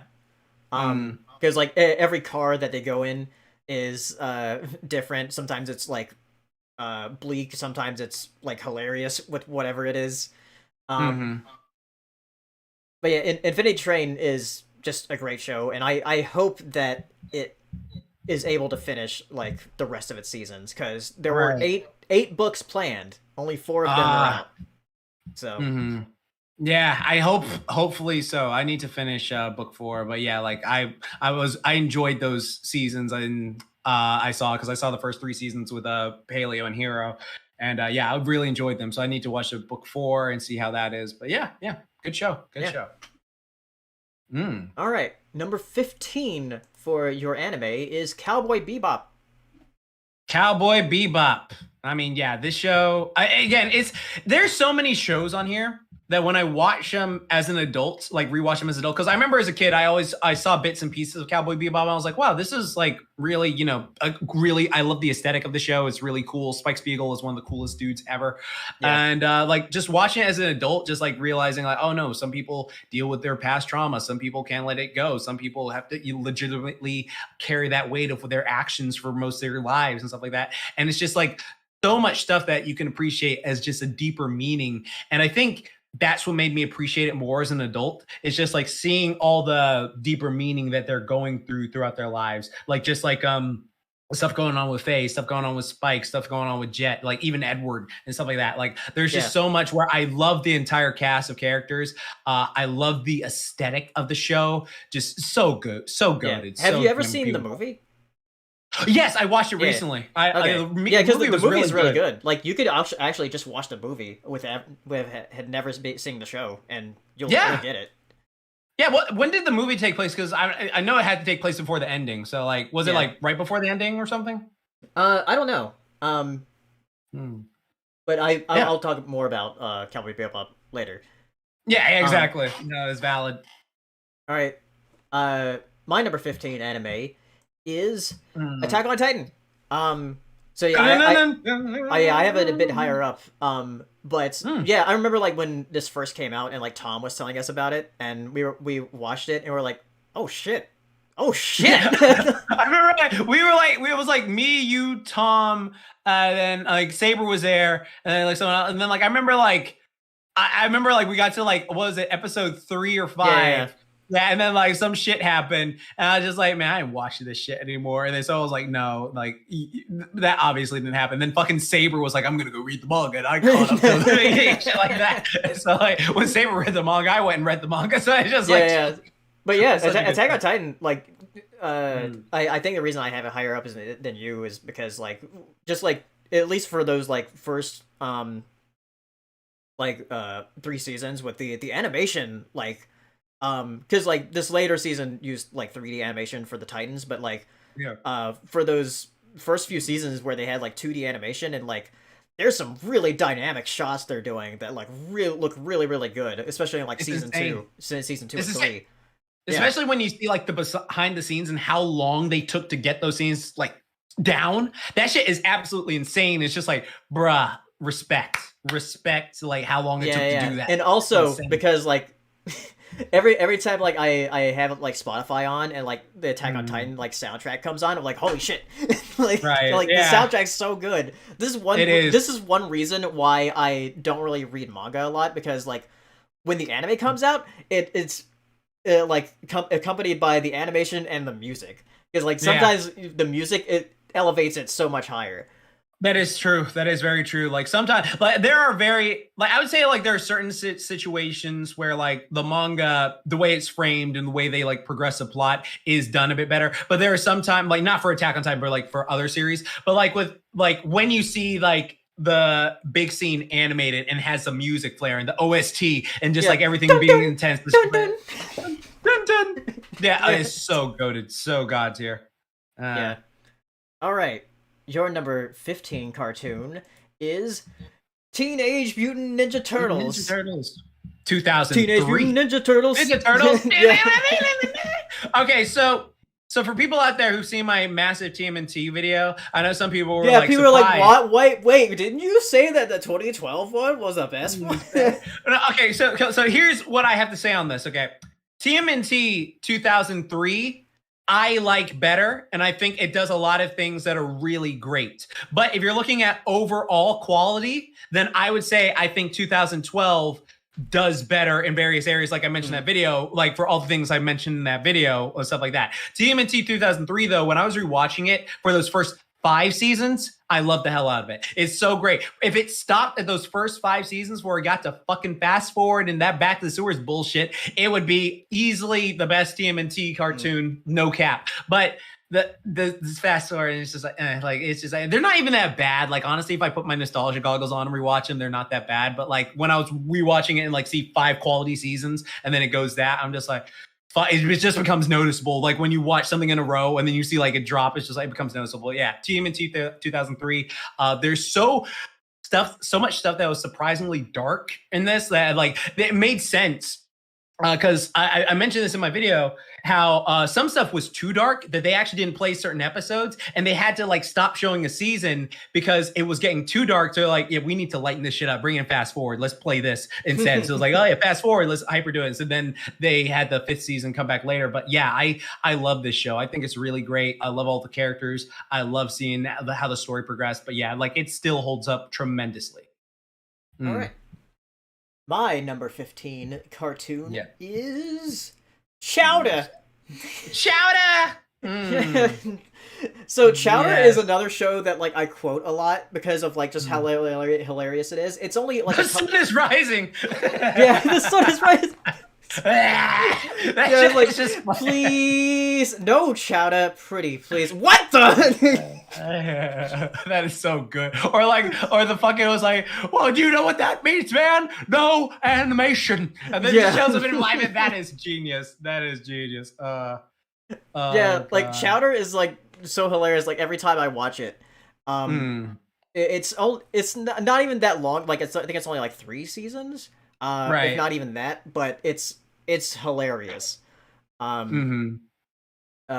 Greenblatt, he also recently did Jellystone, and Jellystone has kind of that kind of humor, not as much as Chowder though, but it's still really good. But Chowder like it's hilarious. Like if you've never seen Chowder, just watch a few episodes because in the beginning, the first few episodes are like all right, but then as it goes on, it just gets funnier. Right. It's also weird how like in the first few episodes they started using they used like real food names for the things they were cooking. It's like here's an apple. And it's like and there's like, oh wait, no, we're using made up food now. Yeah, this is umbilical forking. Come on, Chowder, do it now, boy. It's so good. Chowder is a classic. Yeah. All right. Going to number 14 here for your 14 anime. Oh, whoops. There we go. Monster Musume. Monster titties. Yeah. Monster titties. Monster titties. That's it. That's it. Yeah, you got a problem with that? Fuck you. I don't care. Monster titties. Snake monster titties. I fucking snake. No, it's just no. That's honestly. How come I've never watched this show with you? Because like I've been meaning to watch this, but I've never watched it. Really? Yeah, we should watch it sometime. Cause like literally, that's all it is. It's just like everyone knows that fucking Mia is like my my bae, my number one bae. Like Mia, it's just I love the manga. I love this. It cracks me up. And monster titties. Like no, like people are expecting like some like legit like why is this about? And I don't give a fuck. Monster titties. Yeah. Fuck you. Yeah. Next anime. Let's go. All right. Next anime. All right. My number 14 anime is Gurren Lagann. Gurren Lagann, a classic. Yeah. Classic. It's one of those anime that like as it goes on, it just gets exponentially bigger. Yeah. Like row, fight the power. row. And like things that are like for like an anime that's only 26 episodes, some very surprising things happen in it. Yeah. Especially what they do with like certain main characters. You're like, wait, what? Yeah. And as I said, when I started watching, I was like, I don't know if I'm gonna like that much. But then, like I said, as it goes on, it gets exponentially bigger. I'm surprised I Right. haven't watched it with Saber yet because I think Saber would love it. Yeah. Row, fight the power. But yeah, Yeah, it's one of those mecha anime that like kind of like broke boundaries, I guess. Yeah. With what I did. Exactly. I remember Yoko had a time skip, so yeah, Yeah. that's good. Yeah, you know, I would say, have you seen the movie for it? I haven't seen the movie. Yeah, I haven't seen the movie. Because I know there's like recap movies. There's a recap movie, but there's a movie that happened literally right after the finale or something like that. And So, like, yeah, I've never seen the movie, so I need to check that out. Mm-hmm. Yeah, it's so good. Like fucking the Gurren Lagann movie. The show, I'm talking about the show. I haven't seen the movie, but like yeah, the show, I just loved it. I think I was a bit mixed on the ending towards it, but I thought it was still a pretty damn good show. But yeah, like really, yeah, highly recommend to anyone out there who hasn't seen it. Row, fight the power. Who the hell do you think I am? Yeah. All right, let's do this. Your number 14 cartoon is King of the Hill. King of the Hill. Yeah, let me tell you what, Bob. Yeah, it's okay. So the thing about King of the Hill, I realized but he's all I got. Hey, oh, dude, Luan's so fucking hot. Shit like that. Yeah, so I realized just in recent years how much I liked it because I was I remember when we were at our convention HomoCon, like when we were in Virginia, and then like me and Saber and Laura were all rewatching it together. I was like, you know, I really do like the show. And I came back home and I was rewatching some episodes of the seasons, and I was just like, this show is just. I love it. I love Hank's dynamic. I love Bill. I just like I'm so depressed, but I got a good heart. And she's like, yeah, shit, fucking muscle man. Yeah. Oh God, Bill versus muscle. That'd be great. I like there's just so much simplicity that goes on with it, like in their slice of life neighborhood, but it's so grabbing. Like the way the characters act, the way Peggy is, the way like Hank is at his job, the way Hank is so reserved, but like the way Bobby Hill is such an inverse of his parents, the way Bill acts, the way the whole neighborhood acts. There's just so much stuff going on. Like it's just like so great. Dale Gribble, one of the funniest fucking people ever. He's hilarious. Yeah, and like honestly, like I do that whole Game Grumps thing. Whenever you get like a negative comment, you just read it in Dale Gribble's voice, and it takes all the power out of it. It's just like you don't know that shit about YouTube. Let me tell you what shit. Like, it's just like fucking good. It's hilarious. Like try that, Chad. If you ever get the chance, like it's fucking hilarious. Like like I said, let me tell you, Nancy. Shit like yeah, I love him. Nancy. I love him. Nancy and shit like with fucking they have characters who you thought would be irredeemable like Nancy, and then later on it becomes cool, chill. So stuff like that. There's character growth. There's stuff that happens with characters like Luann and who like she hooks up with throughout the series, and then who she ends up with. And at first it was like, what the fuck, why? But then like you realize, oh, that's actually really good for her, and that's actually really good here. And so like I love this series. I think it's really good. It's great. Yeah. Yeah. All right. My next cartoon, number 14, is the Marvelous Misadventures of Flapjack. Yeah. That show is so good. So yeah, I like it slightly better than Chowder. I think for other people, Chowder might be funnier, but like the fact that like Flapjack, like I love the setting. I love that like Bubby is one of the characters. Yeah, Bubby's great. Yeah. And like all the things that Knuckles gets into, like he's this like guy who just lies about like who he is and being like this great sailor or whatever, this great adventurer. It's just the Flying Dutchman when he was alive. Right. That's all he is. It's the Flying Dutchman when he was alive. Yeah, that's what happened. He died and he became the Flying Dutchman. Then he lies. Like all the stuff as the Flying Dutchmans are lies. Just but yeah, yeah. With there's so many great quotes on here too. It's like where like Knuckles has like a candy sickness. Is like and like trying to convince Flapjack to like give him candy and everything. It's like candy's like drugs in this show. Right. Or like the freaking like faces they would do, just like hey, I think this nice woman's gonna let us drive, and then you see her, she's like and he's like oh. He's like Like Knuckles looking for that dog is like, I'm not looking for you, and then he's like flips is like, ooh. Oh yeah. Oh, Flapjack had some horrifying images. Oh yeah, like that show is like why don't you grow up? Grow up! Yeah. I'm 38 years old! Or they shit like that. It's just like, and if you love me, all your dreams will come true, even the scary ones. Yes. Yeah, I love the show. It's great. Oh, so good. Next, for number 13, we're getting towards the middle now. Number 13 anime. You have Lucky Star. Lucky Star. I was surprised at how much I loved Lucky Star. Like, and I'm like, yeah, because we started watching it at BronyCon one year. Yeah, BronyCon 2017. And I was surprised because I had never seen it before. I literally had never seen it before. And so I was just like, what is this? And I was just like, that's humorous. Whatever. And then like, what really gravitated, made me like it so much was I pulled what Hero did, because Hero said like, oh, this is just my show that I just have on in the background and I watch it. And I was just like, yeah, true. And so like what I started doing, I was like, I've rewatched that show like all the way through, like probably like 7 times already, just because it's like good background stuff, and it just it makes me laugh. 26 episodes, so yeah, 26 episodes. It makes me laugh. I like the characters a lot. I love all the characters. I really just love the show. Like it's like I said, Seinfeld but anime, right? And it's just like so basic, and it's just like I've noticed this one show about nothing.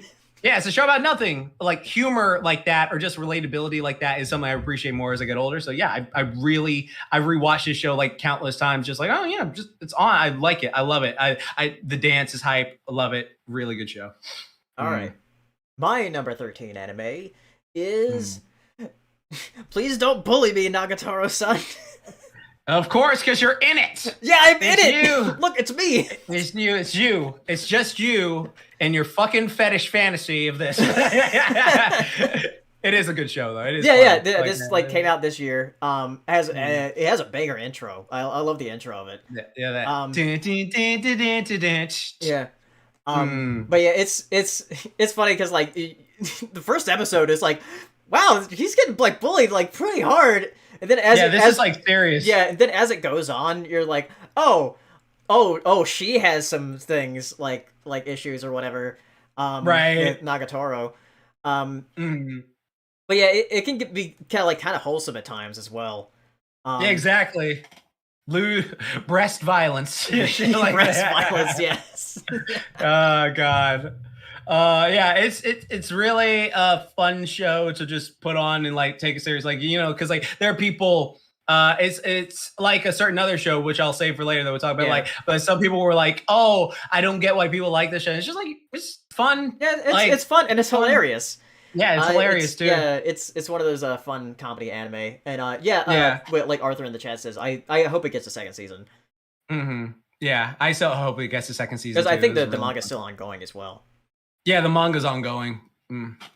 All right. Hopefully a season soon. And then they can have a crossover. Yeah.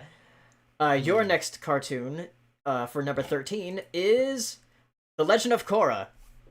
Legend of Korra? Yeah, you know what? Legend of Korra.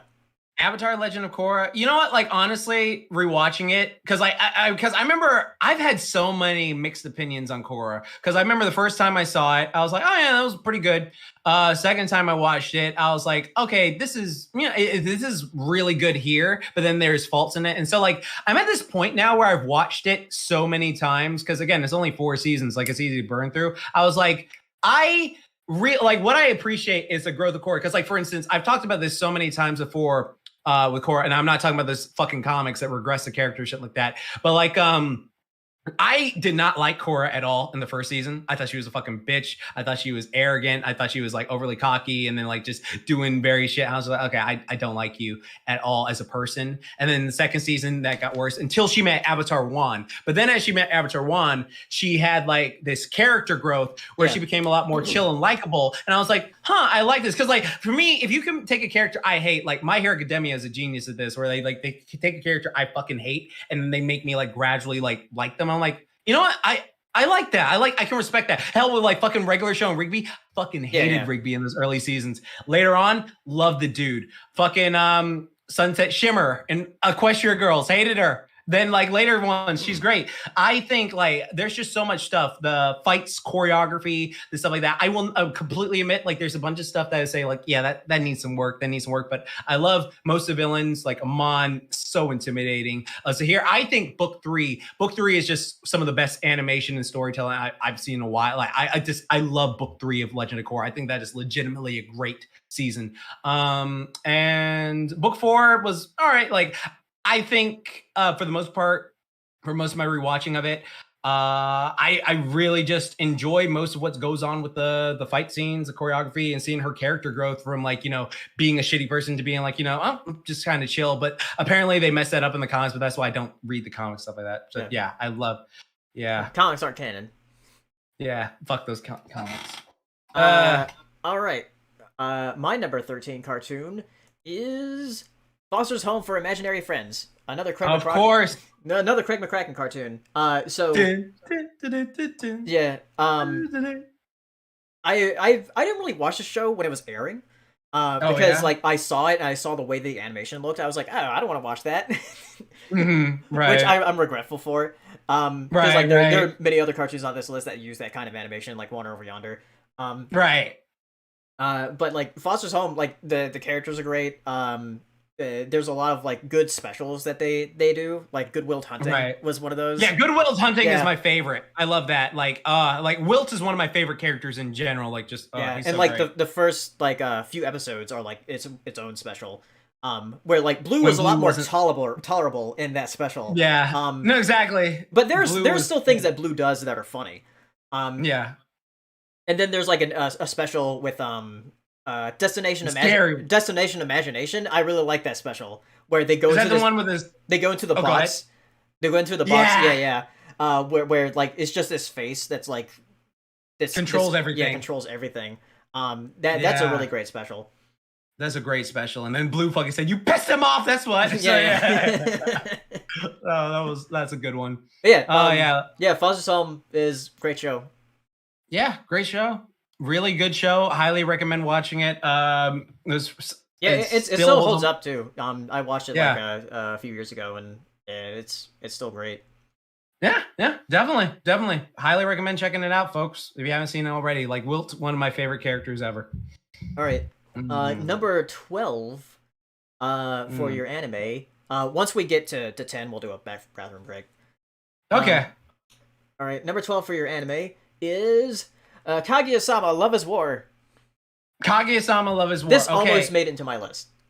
Okay, yeah. See, so the thing with Kaguya-sama Love is War, I was not expecting it to be as funny as it was. Like again, like if you, that is like an integral part here. If like you can make me like laugh, like to me, because like I'm not gonna try to be like, oh, my life's so sad or something like that. But like there are times where I'm just like I'm feeling down. I just need something to make me like feel better. And it's like watching Kaguya-sama Love is War fucking cracks me up. I love that show, man. I fucking love it. Like just the fact that they go through all their stuff to try and make each other fall in love with each other because like they're two tsunderes and they just won't admit it. And then like freaking Fujiwara's like fine, like ass doing like stupid shit. Like Chika. I love Chika. Chika's so good. Yeah, she's hilarious. And just seeing them like try to go out their way to be like, I don't like you, but I do, but I want to save you, but I want to do this. And then like the fucking emo kid just like, yeah, I can't believe that this is he sometimes says things he doesn't realize he's saying. And then like, like, what did you say? Yeah, it's just like, what did you say, dude? And then like, oh, I'm sorry, I should go home now. Bye. And it's just like, fuck off. Yeah, Kaguya-sama Love is War, show I love so much. Really hilarious show. I was really surprised by how much this show really made me just smile all the way through. So definitely enjoy it. All right, my number 12 anime is My Hero Academia. This is the only the first intro. But yeah, My Hero Academia, because I started watching it, but then I stopped watching it when it was like coming out, and then I started watching the dub. Right. And then like, because I was like, oh yeah, this is gonna be fun, like action show, I guess. And then like the second season happened, and we're like, oh, we're getting into some serious stuff here. Like, yeah, the second season got a lot of folks to join because that was like a good arc that we were getting people to join with. Yeah, but like it has like a lot of like different unique characters with unique abilities. And this is one thing I've said about this show, and like I guess the manga too, because like it's from the artist, is that even background characters have different faces. Where like Yeah. it's one of those anime that has like very unique like character designs where Right. everyone looks different. It doesn't have the same Right. face. It doesn't have that same face syndrome that like a lot of anime gets. Yeah. So And also, like Horikoshi has a quirk for making fine ass women because he's like yeah. fucking Mirko and he like freaking Mount Lady and County and all these other people and like freaking All Might's teacher and shit like that. Yeah, like it's so good. I'll talk about it later because it is surprise on there. But yeah, like Yeah. love My Hero Academia. Really, like honestly, like besides like I know people have their bullshits and stuff like that, but yeah, I love the show. I don't care what people think. All right. My let's see, your number 12 cartoon is Primal. Primal, yes. Primal, like you said, visual storytelling, masterpiece. I honestly didn't think I was gonna like it as much as I did, but then like I just falling in love with because like I know for me, like I thought they were gonna start talking, and I was just like, or when are you gonna start talking? When is this gonna happen? But then when I learned it was like, oh, this is just a mute show about like time frame. I was like, okay, this works. This works. Like the fact that they can express so much emotions with just like simple stares and like sounds and stuff like that, and then like the way Gendy animates it and like moves their character design and stuff like that. I just think that is so masterful. And then of course they appeal to my Doomslayer love side where they fucking just have like a big Brolic dude beating the shit out of people, killing, and you got a fucking T-Rex too, a buff dude riding a T-Rex. All right, that is all I need, and they're just fucking decimating and shit like that. And then like they have episodes like with the fucking zombie long neck and shit. Yeah. And I'm just like, oh my God, this is so fucking frightening, but it's so hype. It's so great. But like each episode is just a masterpiece. Like you said earlier with Samurai Jack, it's like the show is just art. Like you could take a single frame of it and just put it on a wall. And it's just like, wow, that is a great piece of art right there. Love this show. Highly recommend it to people who haven't seen it yet. The really, really great show. Can't wait to see what they do next season. Yeah, I'm very excited to see what they do. And what like animals they'll include. Because like every episode they like do something different, so. Exactly. That's what makes it so dope. Alright. My number 12 cartoon is DuckTales 2017. Woohoo! Yeah, so DuckTales 2017, it was 3 seasons. It surprised a lot of people, where it's like, oh, this is better than the original? Like, with how, like, each character is very distinct compared to the original with Huey, Dewey. They're not clones. Right, they're not clones of each other. They have different voices. Webby is an actual character. Miss Beakley's an actual character. Yes. And even like the new characters they introduce are interesting. And then characters that were villains before, they rearrange them in such a way that they feel like their own unique spin. Like with Glomgold. Glomgold is hilarious in the show. Glomgold is great in the show. Yeah, he's so fucking. Glomgold is fucking hilarious. I love Glomgold in the show. Like this show is like the quintessential way to do a reboot, where you keep the characters recognizable, you slightly alter them because it's a reboot, of course, but like you have that, but also what you do is like you see what worked from the original show, you modify it, and then you like see what didn't work and you erase it, and then like you add stuff that's distinctly your own. So like that's what's so great about DuckTales 2017 is like it's the best way to do a reboot, because like some people like are just like, I think the original is better. It's like your nostalgia goggles are fused to your brain. Like, I'm sorry, that's what it is. It's they're fused to your fucking brain. Like it really is. That's the case, because the writing is so sharp in this show. The characters are so well done. The fucking comedy is so well done. The action, the animation, all that stuff. Like it's such a great show. Yeah, it's wonderful. If you haven't seen it, all of it's on Disney Plus now. Right. So. All right. And the original's there too, so I can compare. Yeah, exactly. Go see it for yourself. Taking your nostalgia goggles off, though. All right. Number 11 for your anime is Full Metal Alchemist Brotherhood. Yeah, Full Metal Alchemist Brotherhood. Really, I love Full Metal Alchemist. Like, honestly, I feel like to really appreciate Full Metal Alchemist Brotherhood, you should watch like the original Full Metal Alchemist first, and then go to Brotherhood. Yeah, that's what because, I'm like, planning on doing because I've never seen either. Oh yeah. So they're both great, in my opinion. Like, yeah, they're both really, really well done. Because like with Brotherhood, the way it starts off, it really is like a way of like you've seen the show, right? Like you know where going on. So like they speed through certain things, and it's like, okay, yeah, I kind of wish you like spent more time on it, but like I've seen the original, so it works out. But once they get into like the manga storyline and stuff like that, it just becomes so good, so investing. I'm just like really like super invested and like wondering how the story is going to progress, what is going on there. And then like everything just like it takes me for turns, the animation, the fight scenes, the characters, like all the stuff I love. And then like the ending, I'll say this, the ending is one of the most satisfying endings I've ever seen in the series. Like it's just like one of the most satisfying things for me personally. I really love the ending Full Metal Alchemist Brotherhood. Highly recommend it to folks. But again, I do recommend you watch Full Metal Alchemist 2003 first and then go into Brotherhood, or like just, you know, do that. Like I honestly think they work so great. All right. My number 11 anime is Azumanga Daioh. So Azumanga if Daioh. you like Lucky Star, you will like Azumanga Daioh because this came out first. And it's kind of a similar style where it's a slice of life and just do whatever. So right. but it's very cute. There's this one girl who has like these pigtails that like come off for some reason. It's really weird. Yeah, okay. There's this tall girl who's like quiet. And she always like wants to like pet cats, but cats like always run away from her. Okay. It's great. As a very cute intro.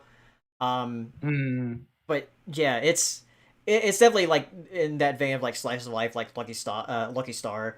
There's another slice of life I want to watch that would probably be on my list called Nichijou, but I've only seen a couple of episodes of it. Yeah, I've heard that's really good too. Nichijou, I've heard that's really good. Yeah, but Azumanga Daioh, it's very cute. And if you're in the mood for like something that's just slice of life comedy, just put this on in the background. It's a good time. Nice. Definitely keep that in mind then. All right. But yeah, it came out like 2002, I think. 2002. So damn. It was an early slice of life show. Okay. All right. Your number 11 cartoon is Kim Possible. Oh yeah, I'm your basic average girl. Yeah, pretty much.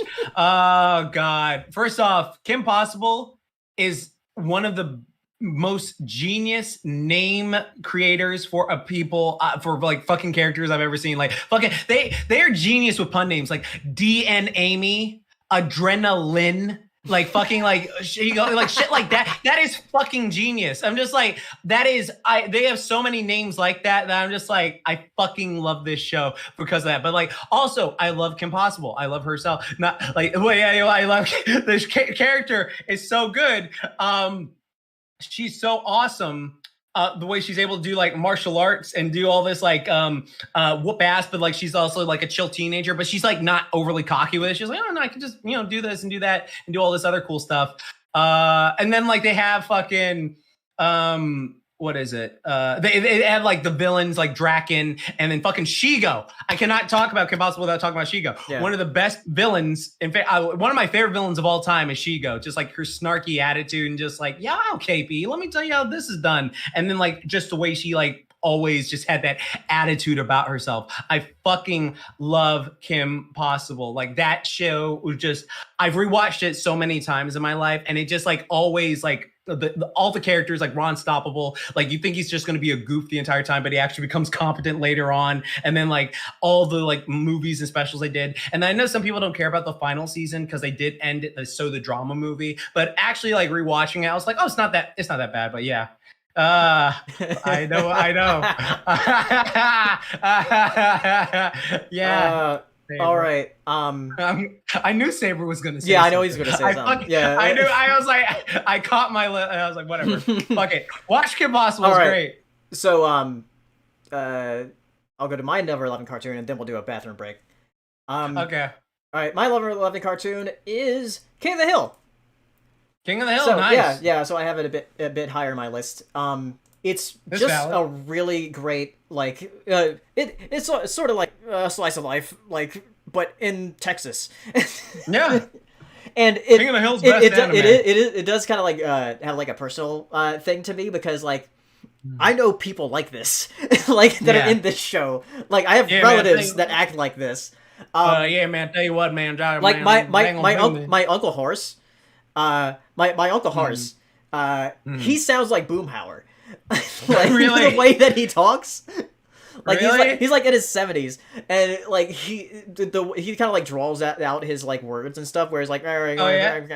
it's like you can't really understand what he's Dangle. saying unless you're related to it. It's like I can understand what he's saying, but anybody else, Oh, okay. no, yeah. Dang old boy and his My Little Pony and shit like little dang on this little pony and shit like But yeah, and like Peggy, where like how Peggy is just like she's kind of like full of herself, where she thinks she's smarter than everybody else. Right. But she does get humbled at times. No, that's the great part about it. Yeah, yeah. And where Mm. like Bobby and like his interests and everything. Um, Mm.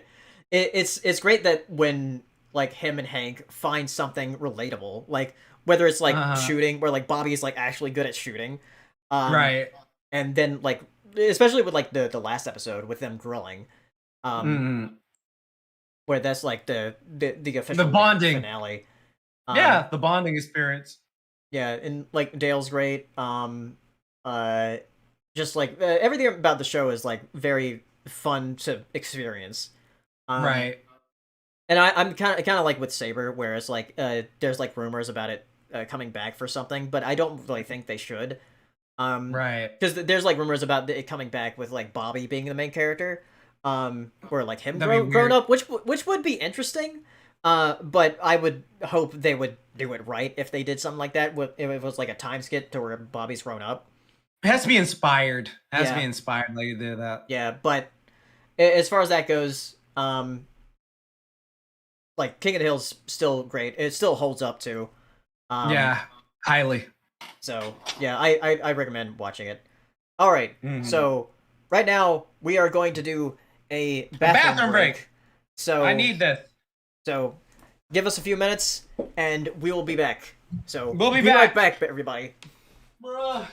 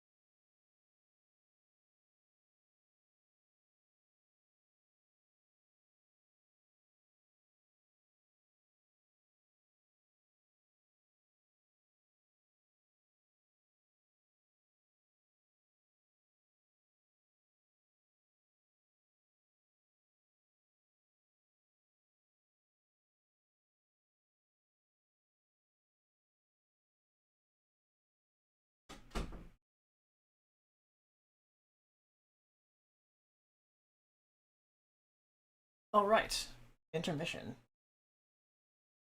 Let me say on Twitter here that we're down to our um top 10.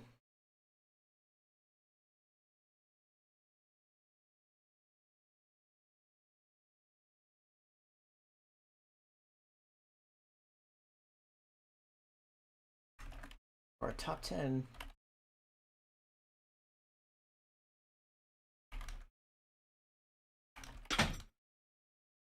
Let's do this. I got my cupcake ready. Cupcake? Because we're going into our top 10s.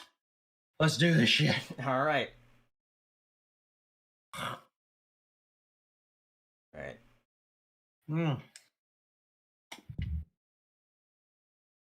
All right, welcome back, everybody, and we're going into our top 10 favorite cartoons in anime. So, your number 10 for anime is My Hero Academia. Yep. Or exactly what you said. Like, not only is it just like a good show that like you get like more invested in as it gets more serious, but like I really enjoy the manga for it. Like, I'm really enjoying the manga. I love the characters. Like, that is a big thing to me. It's like all the characters, because like we live in a world where we have seen like so many shonen variations, so many shonen like series like done like where it becomes a bit repetitive in a way. And this was a way like when I watched it, I was like, this feels like fresh. This feels new. I really like the characters. I like what's going on. I like the series. Love All Might. Love the fight scenes. Love like freaking Mirko. Love how they're doing this stuff. Love how they're going about like talking about very serious topics and stuff like that. Like we, you know, like certain characters' mental health and all that jazz. And I love the intro music. I love the music that I really wish they would bring You Say Run back, but they haven't already. And yeah, it's really good. Like I really love My Hero Academia, like genuinely, like, you know, like people are like, oh, it's become too mainstream. I don't care. Like it's mainstream because it's fucking good. Like it's just a really good show. Like I really enjoy it. So yeah. Oh, they're gonna hate your top 5 then. I know. I know. Oh well. All right, my number 10 anime is Uzaki-chan Wants to Hang Out. You're gonna love the image I used for this too. Oh, good. All right, I'm excited. So yeah, this is like in similar vein to Nagatoro-san, where it's like it's just a funny anime of these two characters hanging out. Except for the thing is, Uzaki-chan makes fun of her senpai. But the thing is, he's actually ripped and like big. Yeah, he's like yoked up. He's like it's like so it's like it works well because like he's just fucking he's a tank. And she's got tickle bitties, and she just like teases him, and he's like, "Oh, shut up, lady!" Like whatever. So like he doesn't, it doesn't affect him, but like she's still making fun of him. Right? Exactly. So it's kind of like the opposite spectrum for from Nagatoro-san, but this is like great because like it starts off like very funny, but then like it is confirmed for a second season too. But at the end of the end of this series, at least in the first season, it starts getting surprisingly wholesome, and we're like, oh, like it was nice. Like super wholesome. Yeah, it was like super wholesome. Like it was like just comedy, bullying left and right, people like upset on Twitter, whatever. But then like you get to like certain episodes, like that is genuinely very sweet. Like that is a genuinely sweet thing that's going on here, and I'm just like, oh yeah. And I love like really her good. Like Uzaki's like whole rant about like mint chocolate. Where I was like, wasn't that taste like toothpaste? And she's like, what? What? Yes. Us mint chocolate chip lovers all stand with bleed, like just fucking yes, just go at it. Yeah, it was so good. But yeah, because I love mint chocolate chip ice cream. It's great. Yes, it's great. It's so good. And people are like, "Oh, why are you eating the fucking like I don't know, some cold shit?" Like, doesn't that taste like toothpaste? Like, no, it doesn't. Yeah. Hey, who cares? Toothpaste is delicious. You shouldn't eat your toothpaste. I don't give a fuck. I'm just saying, it's fuck you. Yeah, Uzaki-chan's great. I love it. It's so good. Highly recommend it. All right. Your number 10 cartoon is Invader Zim. Dun, dun, dun, dun, you know dun, what, though? Dun, dun, dun. That's also my number 10. We tied, of course. Yeah. So we could just go back and forth on this for a bit, because like for me, Invader Zim is just one of the funniest cartoons I've ever seen again. Like it's again the comedy just hilarious. It's so good. It's so dark and like so like morbid at times, but like it's just so fucking hilarious. Like there's just so much stuff going on there with like what they do, or like just the mean spirited nature of it. Like most of the times I don't like mean spirited stuff, but like the way Invader Zim does it, it's just so brutal that I just can't help but like die. I just fucking laugh my ass off at it. It's so good. Yeah, it's really hilarious, and like what they did with the movie too, like with it coming back, we're like, oh, this is still funny. Yeah, like, yeah, it's so good. It was so hilarious. Like that whole thing with like fucking Zim getting part chair. He was like so fat he can't get out of the fucking chair. So that was so good. Yeah. Oh man. Then that whole like, oh, I thought sharks were my friend.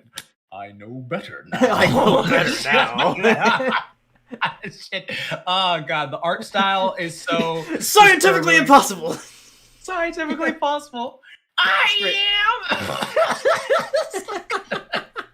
am. Fucking Gur. Gur is one of the funniest side characters they've had in the show. Like just like his little spaz self just going back and forth and just saying random shit, and or like where they sometimes will have someone be like the straight man of an episode, like fucking Zim. I'm not Zim, like fucking Dib, with the like the chicken foot episode where he's just like, sir, you're just a man in a chicken suit. He's like, no, I'm a monster. Don't you look at me. Don't you look at me. Oh god, that episode. One of the funniest. It's great. It's very rewatchable because of like just how funny it is. Right, exactly. Oh god, that show. Yeah, and just the designs are like really cool looking with Jonah Vasquez's art. Yeah, his art style is just so great. It just sticks out so perfectly well. I love seeing them. The characters, like I love how they're all just like so fucking ugly. Like I think like the only one like not really ugly design would be like Gaz. Like she's just like a cute little goth girl. I don't fucking care about anything this fucking world, shit like that. So like, and then like, oh god, like Gaz is great too. Gaz is just like the way she'll hunt you down for some petty shit. Is the fucking greatest. See, I'm trying to draw a little piggy.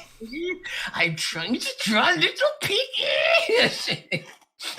You remember that fucking episode where she was in the elevator with Gur and he kept staring at her like, yeah. Oh yeah. Invader Zim is fucking great. Love Invader Zim. All right, number 9. Your number 9 anime is Mitsudemoe. Mitsudemoe. Okay, so this is a show that our friend Hirasashi showed me, and he was like, I showed both of us, but like I watched it fully. Yeah, I've only seen like the first couple episodes. Okay, so this show is so fucked up that it is hysterical. Okay, so for example, like take the fucked up humor of both South Park and Drawn Together, and then just make it into like an anime.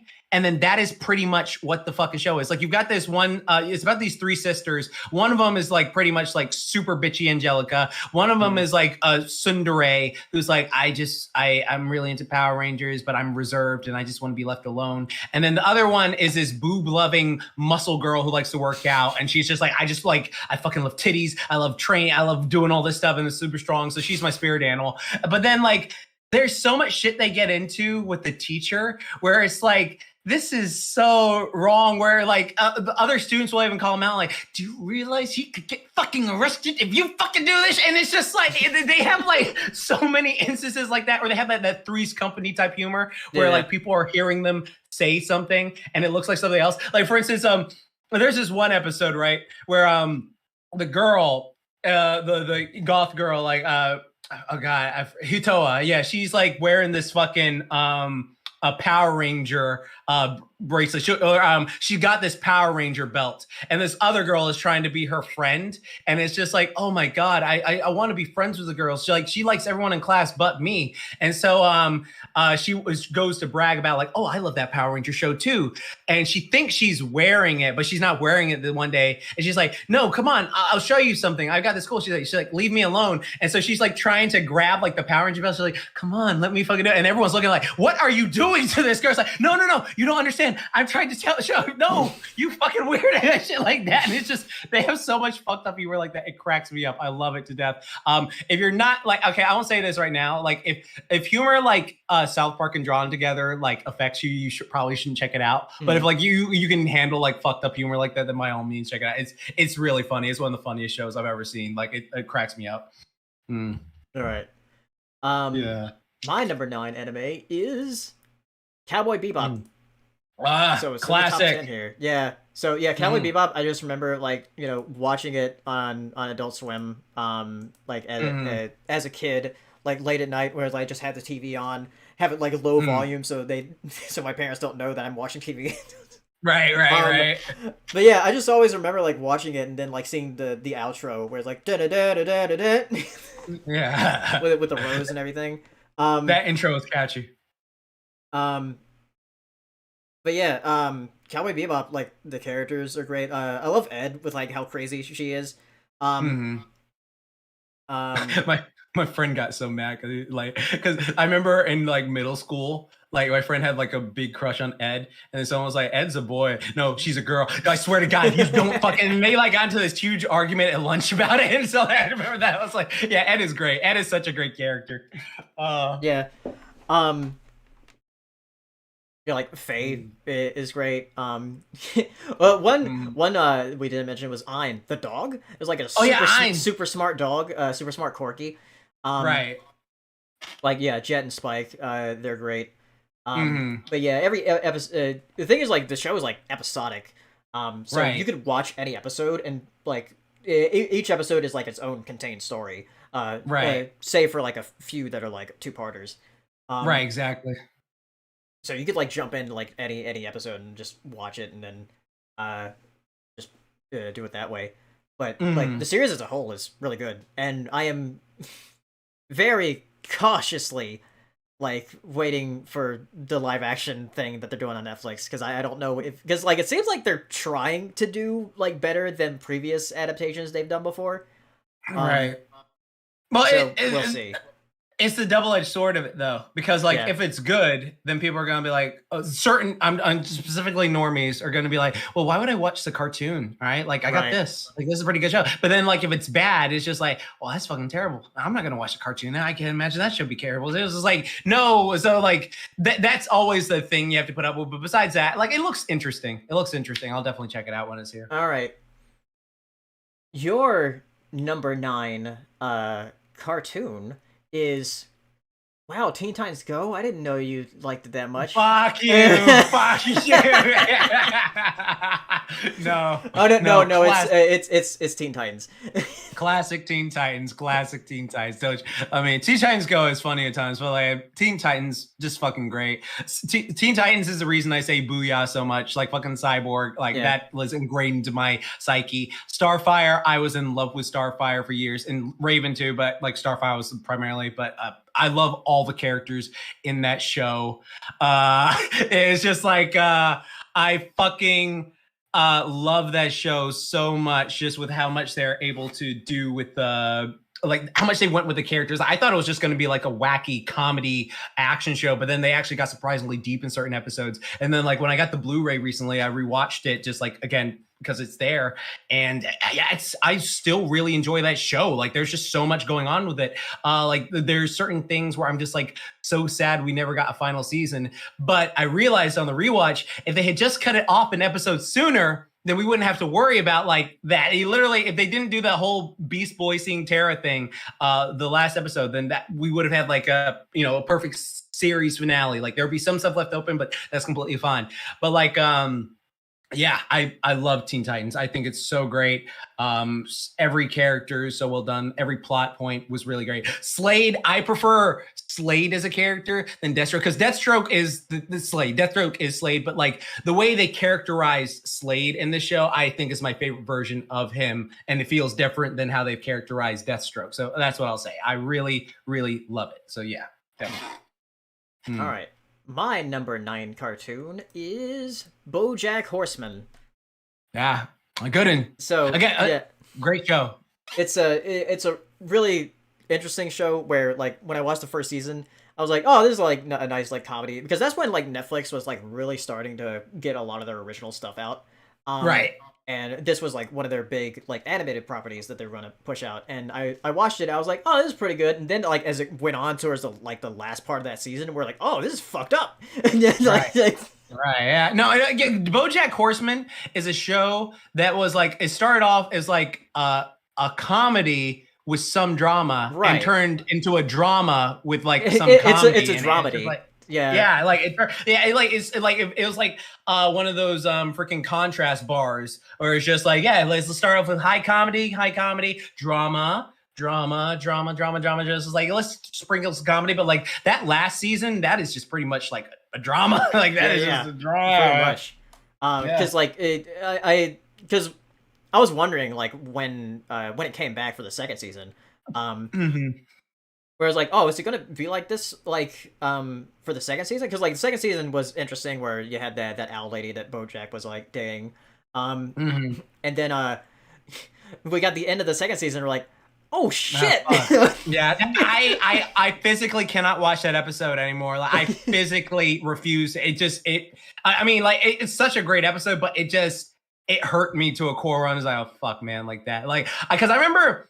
When we got to, I think it was like, when's Hollyhock introduced season 4? I think so.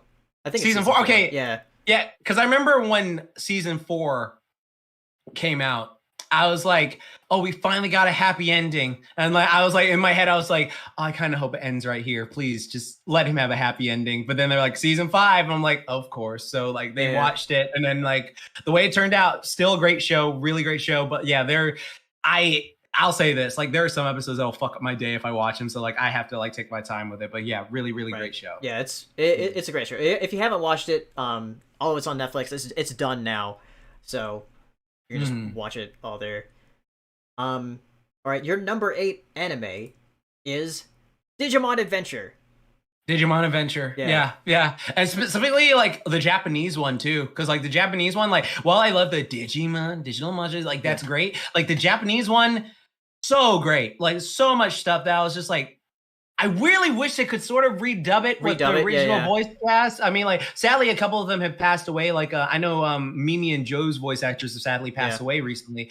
But yeah, like there's so much stuff where I'm just like, this needs a redub. There's so much stuff going on here that I'm hoping like that they do dub the new Adventure series that they're doing. This like sort of a retelling. Yeah, exactly. I haven't seen any of it. See, I saw the first 3 episodes, and then like all I was thinking was just like Ty and Sora better fucking get together in this one. Like that's all I'm thinking of. Ty and Sora, you fucking better get together. But like, yeah, like. The first season of Digimon, there's so much like stuff going on where I was like, I love this. Like this is surprisingly dark here. The fight scenes are great here. War Greymon is the reason I wear the Crest of Courage in every one of my videos. Like I fucking love War Greymon, so dope. And the way like they just talk about like, you know, no, these are creatures in this, even though they're digital, this is what they're going through. Like I really like it. Like if you haven't seen the Japanese version, I highly recommend checking out the Japanese version. But yeah, it's really good. All right. All right, my number 8 anime is Konosuba. Konosuba. Classic comedy classic. Yeah. So in the same vein where you said that like Lucky Star is kind of like Seinfeld but anime, this is like It's Always Sunny in Philadelphia but anime. Because like all the characters suck. Yes. Yeah, that is so true. Like, but I hope Darkness like suck as in like they're bad at what they do.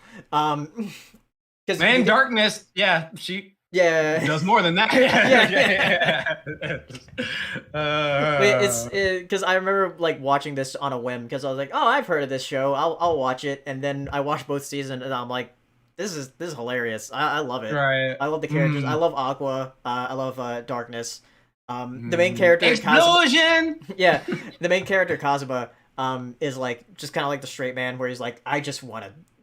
Like I just want to get through this, right? It's so hilarious how like that whole scene where he's about to make out with the lich lady, and he's just like, "Hey, do you mind if I suck it?" And he's like, "Yes." Like now you're maybe thinking, why would I ask something stupid like what do you want to suck? No, I don't waste time like that. This is what we're going to do, and then she like just fucking sucks with energy just like that.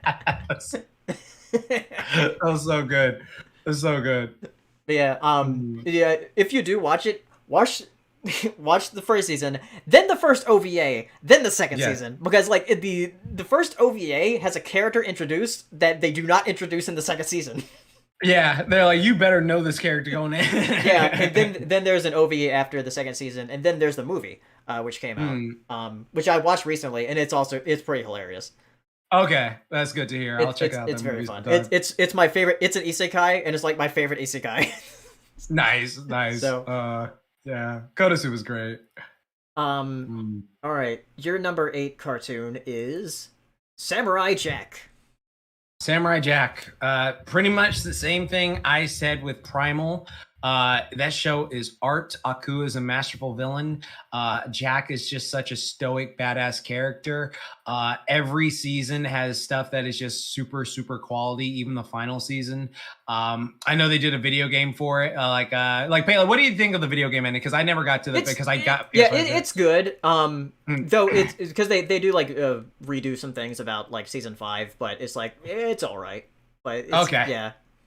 Okay, yeah. So I would say I really like this show. Just the choreography of the fight scenes, just what he goes through the entire thing. Just seeing him just try to make his way back home, and then like it was one of the like action cartoons where it was just like usually you were used to that type of like fight choreography and like anime at that point, but I was like, no, Samurai Jack was just going and killing it. So love the show, highly recommend it to anyone who hasn't seen it. Just a classic. Yeah. All right, my number 8 cartoon is Dexter's Laboratory, another Gendy cartoon. A classic. Yeah. So at least for the first few seasons of the show. And I remember we recently rewatched like over at Saber's house when we were over there for a New Year's. Oh yeah. We rewatched Ego Trip. And we did. That movie is like so great. Like with it is. That's kind of like the canonical ending for like Dexter's Lab. Yeah, like even though it is an episodic show. But like there's so many great episodes in here, and also like the side stuff with Monkey and the Justice Friends. That is like so quotable as well. Like Florida Everglades. Yeah. Like I'm the Blue Falcon. We were just talking. We were just talking blue? about that one episode with I hate kids with funny accents. Oh yeah, the fucking kid, like the bullet. That's canceled today. You be canceled, motherfucker, for what you say. Oh yeah, oh god, classic Dexter holds up so well. It's a shame what happened in later seasons, but like, yeah, it is such a timeless show. The only reason I didn't put it in there was because I haven't rewatched it in years. Yeah. But like, yeah, I remember like all the episodes, like we rewatched together. I was like, yeah, these still hold up tremendously. Yeah, it's a really funny show. It's like one of the first cartoons that like kickstarted everything. So yeah, it's excellent. Put respect on his name. All right, number 7 for anime for you for Jax is Miss Kobayashi's Dragon Maid. Yes, Miss Kobayashi's Dragon Maid. All right, so originally I was just watching it for monster titties because that's what I like, monster titties, and I was surprised at how wholesome it was. Like it was just like, huh, all right, so we got dragons, all right, and they hang around. They are very hot, busty women, but there's a lot more to the show than just being hot, busty women. And I was just like, huh, this is really sweet. First off, the intro is a banger. Like the intro is just fucking choo-choo, yeah, like that's a banger. Miss Kobayashi is so relatable because like it literally just reminds me of our friend Hero. Yeah. Yeah, like it's literally every time I see this, I'm like, Hero, you lucky motherfucker. Because like, yeah, it's just it just reminds me of our friend Hero, so it makes it even closer to me and him personally. But I love the designs. The artwork is beautiful. The fight scenes in the show surprisingly go hard. Yeah, Kyoto animation is like really good.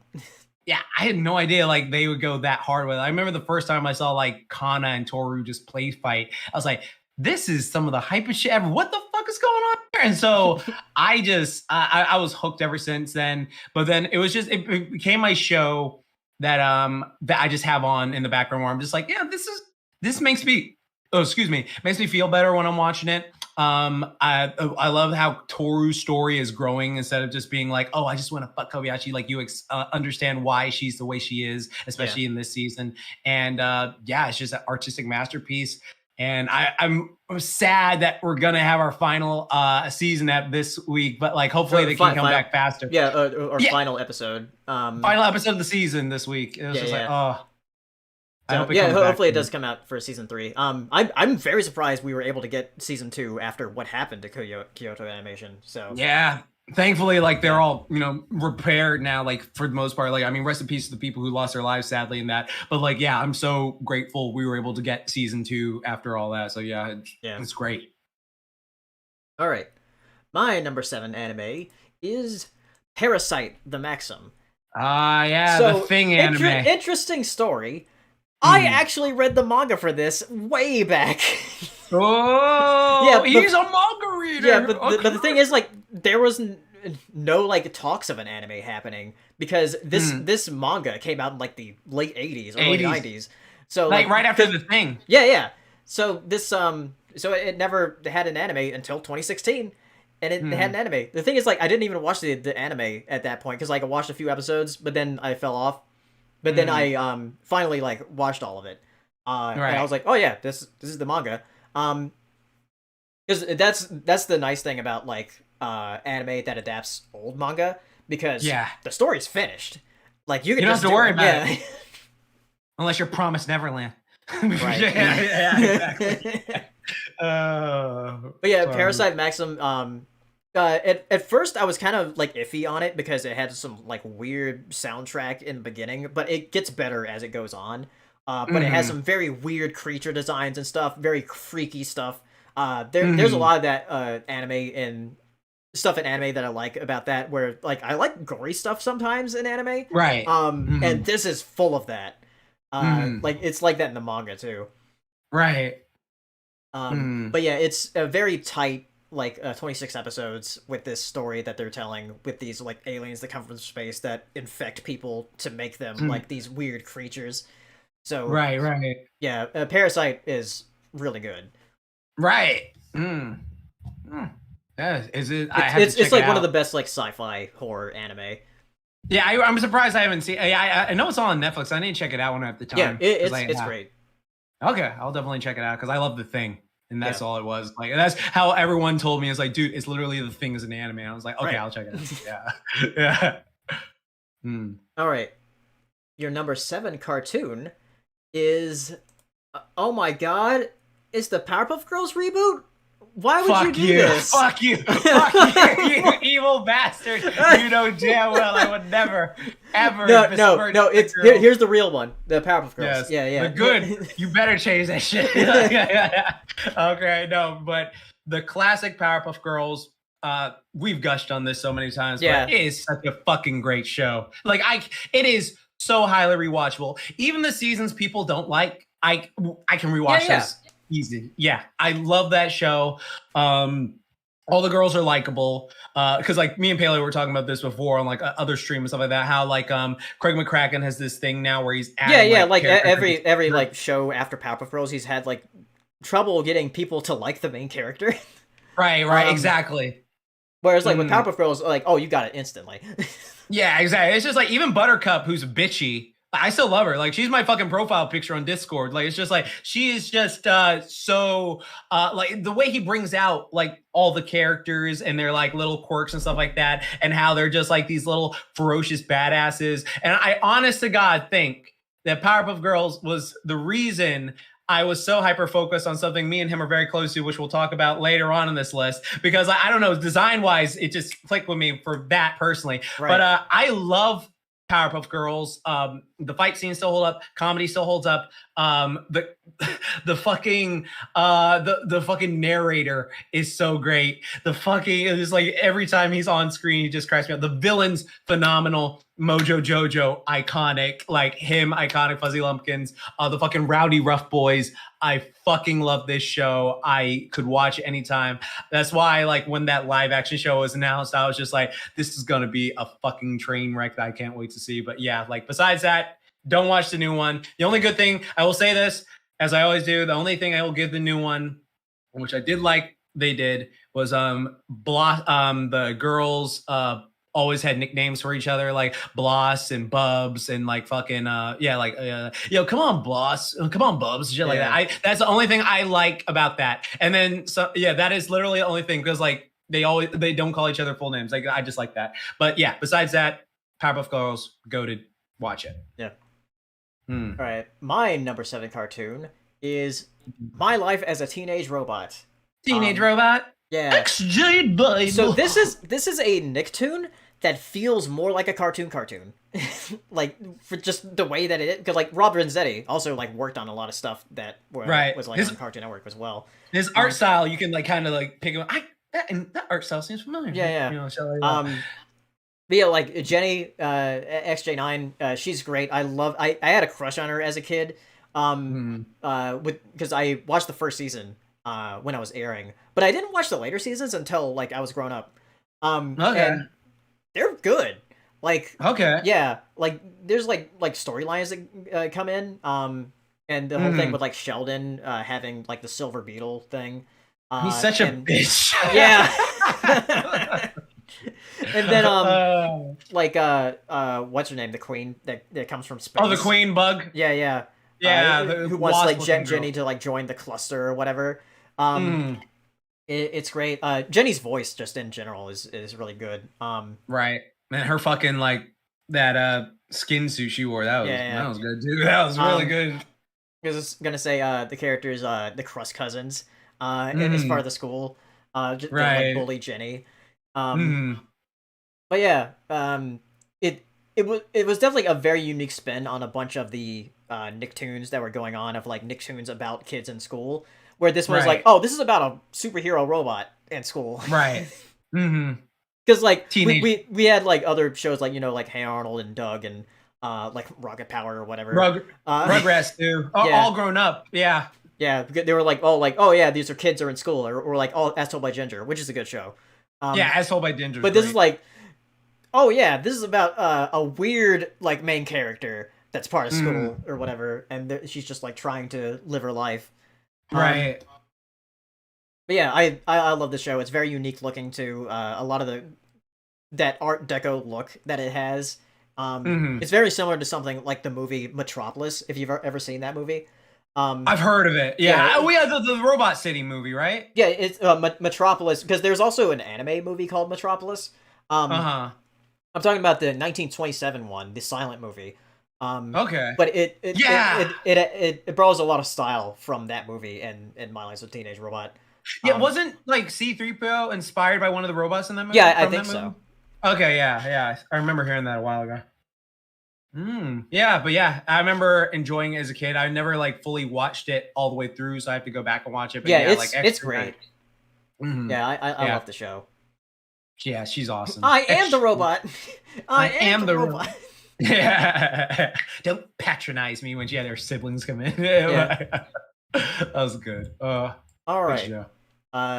Your number 6 anime is Hajime no Ippo or whatever. Hajime no Ippo. Yes. It is. All right, so what I love about Hajime no Ippo is it is this show is about boxing and like the sport and stuff like that. But if you've never cared about boxing and the sport, you'd be like, why would I watch this? But because it's so grounded and down to earth, and you get to know Ippo as a character, like he was just like this poor bullied kid who was like, I need to find something to do to defend myself. And he gets adopted to this boxing gym by the great boxer Takamura, and he's like, hey, come to this boxing gym, I'll show you how to do it, because Takamura is like this great boxer. And then you steadily see him increase in strength and power, and he's just such a lovable dude. He's such a nice, kind guy who just wants to help people, but he's just got these hands on him. And this show has, without a doubt, the best goddamn punches I've ever seen in anime. I don't care, like, people can do like, I can do a Kamehameha Dragon Fist times a million, whatever, fuck you. This is the greatest fucking punching show. Like, you feel the weight of the punches because they're so grounded down to earth. They have these jet engine sounds put to them.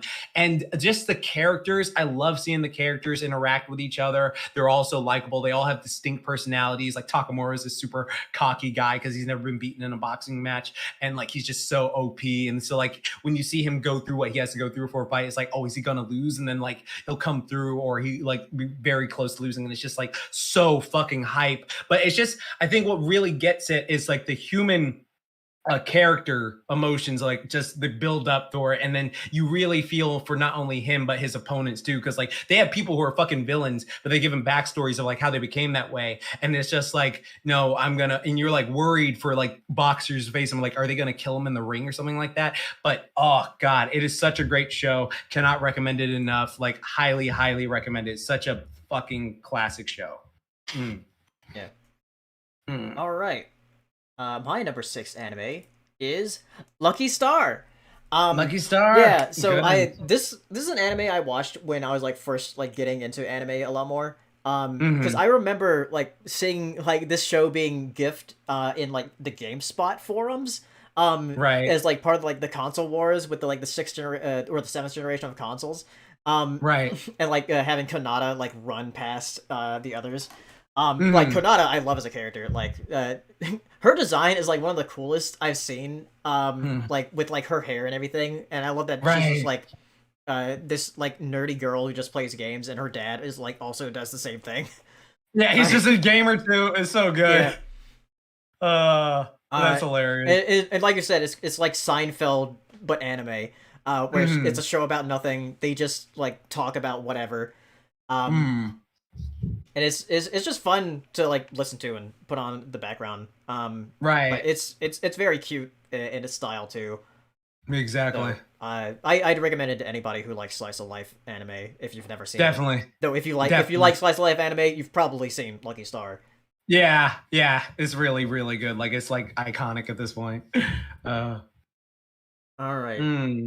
Number 6 for your cartoon is DuckTales. 2017. Woohoo! Yes, DuckTales 2017. Like I said with Paleo earlier, it's the perfect way to do a reboot, like just blueprint of how you do a reboot. I love everything about it. One of the things about this show is like I can only say like there's like one episode I don't like and 2 episodes I'm just kind of like mid on. But besides that, the show just is like an elevator of quality. Like it just keeps getting better and better and better and better, like all the way through. And so I remember I was nervous because I was like, how can you be this good all the time and not like ever miss? Like this show don't miss. This show don't fucking miss. And yeah, like I thought it was just perfect. I love the villains. I love the characters. The comedy gets me. Della Duck is me. I fucking like am just as a spirit animal. Like I fucking love the show. I love what they did with freaking Donald too, where like they show his emotions of why he's so angry and like how he had to go to therapy for it and anger management. Like I thought that was just beautiful. Yeah. And then like, yeah, just like Huey, Dewey, and Louie, like who I can finally tell apart now. Like for fucking decades, I could not tell them apart. But now like thanks to this show, I can just go, oh yeah, Huey, Dewey, Louie, easy, boom, like, easy go. Yeah, but great show. Something I forgot to mention with Lucky Star. I'm gonna go back to Lucky Star real quick. Okay, no, go ahead. The outros to Lucky Star with those 2 characters, like with the bindy and everything. It's like, man, that didn't feel like a vacation at all. Oh, yeah. It's just like, what are you talking about? I love her demeanor. I forgot her name, but like I love her demeanor where like she's like tries to be cute and everything, but then she's like, oh fuck this. Yeah, it's just like I'm a fucking 30-year-old. I can't believe I'm doing this shit. Yeah, what are you talking about? Yeah, fucking great. Yeah. So good. I didn't feel like vacation at all. Yeah. But anyway, going to my number 6 cartoon. Right. Futurama. I love Futurama. When it first came out, I was very interested in it because I loved like all the sci-fi setting of it, and I think it came out at a right time. Because it came out at a time when our vision of the future was like very different. Because that was before we had smartphones, and before it was actually before everybody had a cell phone. Exactly. So it was like a very different vision of the future. And even when Futurama came back, I still liked it. There's some people who don't like the last couple seasons as much, but I still liked it. And I even argued, like, after it got canceled, that they should bring it back because it's one of those settings to where it feels like it has limitless possibilities.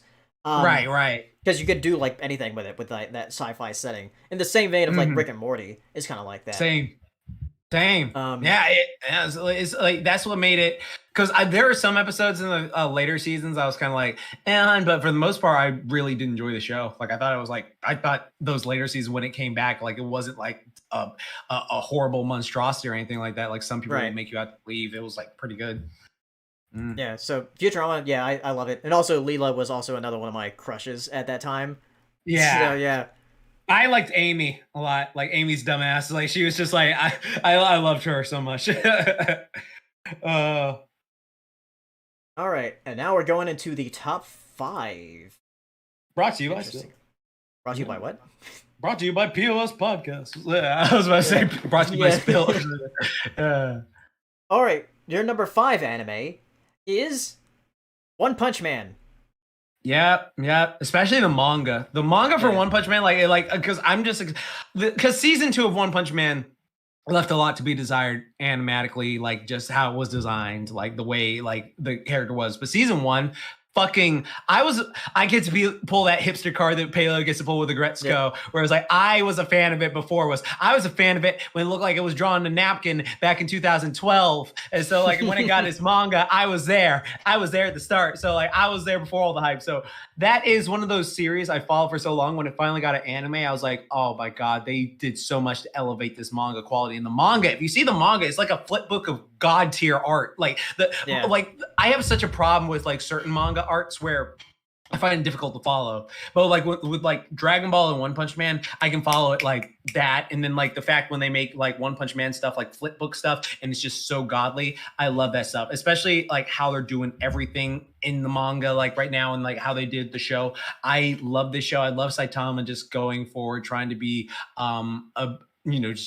he's so bored by being so overpowered, and he literally destroys everyone with one punch. But he's just like, you know what? Like, I need to find a way to find the challenge again, but I'm still going to be a good person. I'm still going to help out all these people. And I fucking love it. I fucking love it to this day. And I fucking am great. So yeah, I love One Punch Man, and I really hope Madhouse can come back and animate the later seasons. Cause like, even they were like, a bit or redo the second season or something. Yeah. That'd be some shit. If they were like, no, we need to redo this. Like, we need to like take it back to formula. So it's like, yeah, something like that. But yeah, One Punch Man, absolutely goated.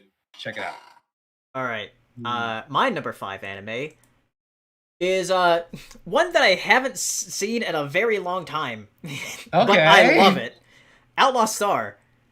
Like Outlaw Star. I need to rewatch it, but like for how much I loved the show when it was airing, because I watched it on Toonami as a kid. Right. Yeah, I remember seeing it on Toonami like a few times as a kid, and I was just like, I never got a chance to watch all the way through. So yeah, it was. But yeah, and also another like crush, Aisha Clan. Like fuck yeah, yeah. Buff girl. I was very surprised when I would watch Outlaw Star as a kid. I'm like, are they allowing this on like on Cartoon Network? Yeah, like it's like so good. See, this what's funny about like Outlaw Stars, like there's some like you're talking about, like those bath scenes or something like that. Like, is this allowed? Like, what is this? Because like Toonami, I think Toonami at times like caught themselves like doing stuff that they weren't supposed to do. Like there was one time they had like an anime. Or even with the girl that's in, like part of the ship, where like, she's practically naked. So like right. Oh god, such a good show. But yeah, I just remember really liking the show. I do need to rewatch it, but it's part of my top 5 because of that nostalgia for it. Same. And like being that one of those first like sci-fi series that I remember watching. Because I think I actually saw this before Cowboy Bebop. That would make sense because it was on Cartoon Network. Yeah. Okay. Nice.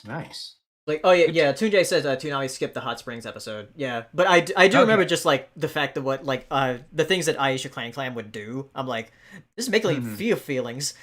Right? Yeah. Oh, I like her a lot.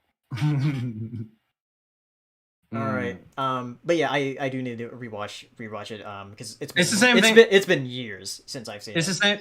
Yeah, because that's the same thing with me and Tenchi Muyo. Because I remember watching that religiously on Toonami, but I do not remember a single thing about it besides the girl who's now on the Owl House. So yeah, yeah. yeah. All right, your number 5 cartoon. Yeah, we're getting on top 5s now. Top 5. Is interesting. Wait, what was your 5 anime? Oh yeah, One Punch Man. Your top 5 cartoon is Gendy Tartakovsky's Clone Wars. Clone Wars 2003. I fucking love this show. All right. It is like, I know people really love Clone Wars 2008, and Clone Wars 2008 is a really good show, and they have like a lot of stuff that goes on. Like, by all means, like, if you haven't seen Clone Wars 2008, definitely do, especially if you're a fan of The Mandalorian. There's a bunch of stuff in The Mandalorian from that because their same writers and directors are like on the show. But Clone Wars 2003, I just love Gendy's aesthetic that he brought to it. And specifically, I'm so glad you used that image of Grievous.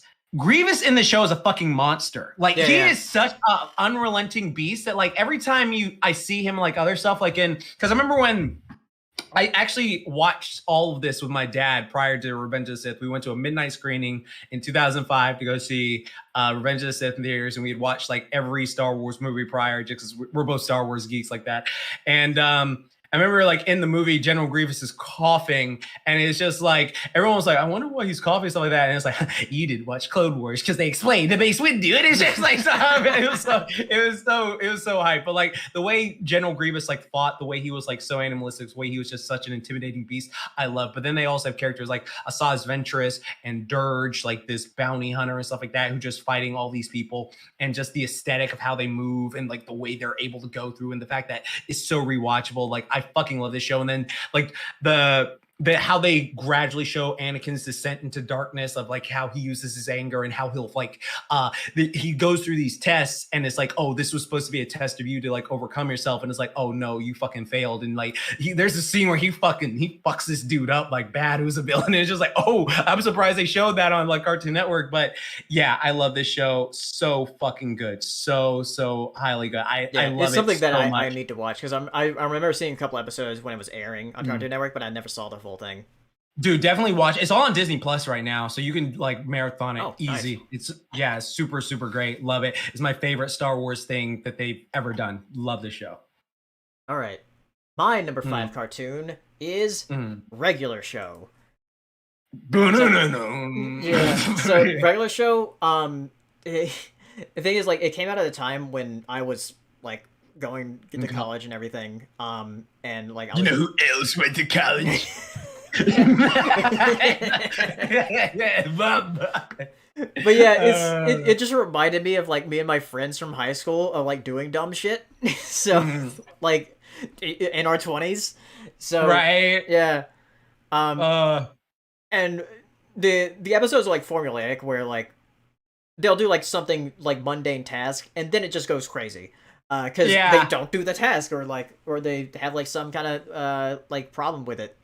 Maybe like they start off like cooking waffles, and all of a sudden a demigod from space is challenging them to like a guitar thing. So like, but the way the characters like evolve throughout the show is also very interesting. Where like you were saying earlier about how like Rigby, like he's a bit annoying in the first few seasons, but then like he starts like calling Mordecai out of like, Mordecai, just like talk to Margaret, you dumbass. Yeah. Yeah, and like, and also like what's great about Regular Show is like it shows like the growth of like, yeah, there is someone that you really want, but sometimes that doesn't work out. Like that was like a big thing. Like it's like, oh, you think Mordecai's gonna get with Margaret and it's endgame? Yeah, but it's like, it's very interesting with like how they deal with like adult relationships in the show. Yeah, like, I was surprised by that. It's so good. Like there's so much stuff like, and where, like with Benson is like a great character as well. With like just him having his outbursts. Is hilarious. And you understand as you get older too. It's just like, these people aren't working. And then I'll be like, get back to work. Yeah, and I'll be like, get back to work. Oh god. I mean, like, yeah, this show is like very close to us, besides being close to someone else on our list because that's her boyfriend. But yeah, it's just this. I think it's so interesting how this show can be, like you said, formulaic and also sometimes be episodic, but then sometimes have a continuing narrative of just like, oh yeah, you remember that thing that happened? Yeah, that wasn't a one-off thing. That actually is coming back later on. So like that is such a good show. Like I really like it. That's why, man, if fucking Close Enough had one more season, I would have definitely probably added somewhere. It should be having another season, I think. Yeah. But yeah, Close Enough, yeah, it's also really good. Like, if you like a regular show, you'll like Close Enough. Yeah. You know who else is close enough? Oh no, I got my finger stuck in the water brush. I fucking love Muscle Man. Yeah. It's great. So great. All right. Your number 4 anime is Yu Yu Hakusho. Yu Yu Hakusho. Oh god, I remember watching this on Adult Swim at first because it was just on. I was like, oh, this intro is a banger, and then I was like, what happened? Oh, the guy's dead. What the fuck? And then like it was like that was literally the first episode. Right. I was like, well, now I'm curious. Like, is he gonna come back to life? And then like they have all these like ghost detective stories, and I'm like, that's interesting. I wonder what they're doing with that. Okay, all right, that's really cool. And then like he starts meeting all these other characters and interacting with old characters and like forming these new bonds and like, okay, you're a spirit detective. You have to fight these demons that are trying to take over the world and they're going to fucking like attack in various areas. And then like each of the villains they introduce is like very like deep in a way, like they have this certain thing going on with them. And I'm like, that is so fascinating to me. And I remember I love Hiei, I love Kurama, I love Kuwabara, I love Yusuke. Like they're just such great protagonists in a way. And they're not like your stereotypical, like, oh, happy-go-lucky, whatever. Like Yusuke's a fucking delinquent bully. Like he's a piece of shit. Like he'll talk shit through the entire fight. He'll say shit. Like I was like there's this great fight between him and Hiei, and then like he literally starts it off with like he is like, you ready? And he's like, bring it on, bitch! And it's just like you never hear a fucking shonen protagonist just say that shit. So yeah, it is just fucking great. And then the villains they introduce like Taguro and then Sensui and all these other people, like they're so like deep and well done, and I love watching them. I love rewatching the show. Like I've rewatched it God knows how many times of the years, but I love Yu Yu Hakusho, like easily one of my favorites of all time. All right.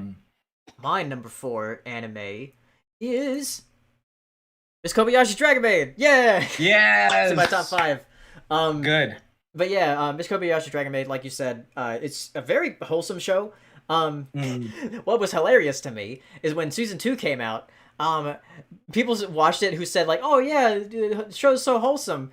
Like because they watched the first season, and then like the start of the second season, it was like still wholesome, but like it's a bit more graphic. Yeah, more graphic. Yeah, graphic in the booby department. So yeah, that's all we need. Yeah, that's no wonder it's so but high up. People were like, "Wait a minute! I thought this show was supposed to be hopeless." Like, did you see the first season? Like, yeah, Lukoa says hi. Yeah, yeah, okay. Like the whole thing was Shota in the first season. Like, damn. Yeah, I was like, do you not know what Shota means? Yeah, like, it's just like stupid. Oh god, but yeah. I loved it. The thing is, like, even like with that, with the first couple of episodes with Alulu being introduced in the second season, they make it like her like backstory like very interesting in there. As like, oh, and even with the second season, they're going into the backstories of the different dragons. Right. With how they met and everything, how like Elma and Toru met. Right. Like why like Toru is the way that she is. Then you have like these separate one-off adventures with like Kana going to visit like another place on the Earth is very interesting. Yeah, that was good. I need to watch the dub of that episode to see how they did that. I do want to watch the dub after we're finished with the sub, which the last episode is this week. Right. But yeah, it's very cute. I love it. It's wholesome, and also dragon boobs. So yeah. Yes, dragon titties. Yeah, that's all you need to say. Dragon titties. Good old luscious dragon titties. All right. Your number 4 cartoon is Hey Arnold. Yep. Hey Arnold is one of those shows that is just so good. It was great as a kid but it's also great as an adult. Like it's the show's writing. It was done in a way that doesn't talk down to kids. It was most definitely designed to be a show for everyone. And that's what I love about it. Is like it was clearly designed to be for every single person. And the stuff that they go on with, like there's stuff that's just like so deep about family, personal stuff. Like the whole stuff with Mr. Wynn and his daughter, like that's deep as hell. Or like the whole thing with like Holga's family in general. Yeah, freaking like Olga, Helga, all that stuff. Like poor Olga. Every time she showed up, that bitch was going through something. Olga. Like it's just like every time, yeah. Oh my god, my baby sister. Oh my god, shit like that just every time. And so like, I love that show, but like I love the interaction with the characters. I love how characters have certain character growth. Like you think they're going to be one way, and then they evolve through the series. Like Harold starts off as like a fucking bully, and is like, oh no, he actually is like one of the best friends. Oh, fucking Rhonda. You think she's just gonna be like this prude bitch? Oh, but she's playing sports with him. She's doing all this stuff. They got stuff like with fucking dyslexia, like kids can't read. They got stuff with like kids who have addiction, like the whole Chocolate Boy episode. Like that is like a very, when you break it down, that could be a very serious topic. And like they broke it down like in an easy to understand way. So yeah, I love this show. It is highly underrated, not underrated. I think it's highly high quality. Easily rewatchable, and can't recommend it enough to anyone. Yeah, it's great. Mm-hmm. My number 4 cartoon is Tom and Jerry. Yes, of course.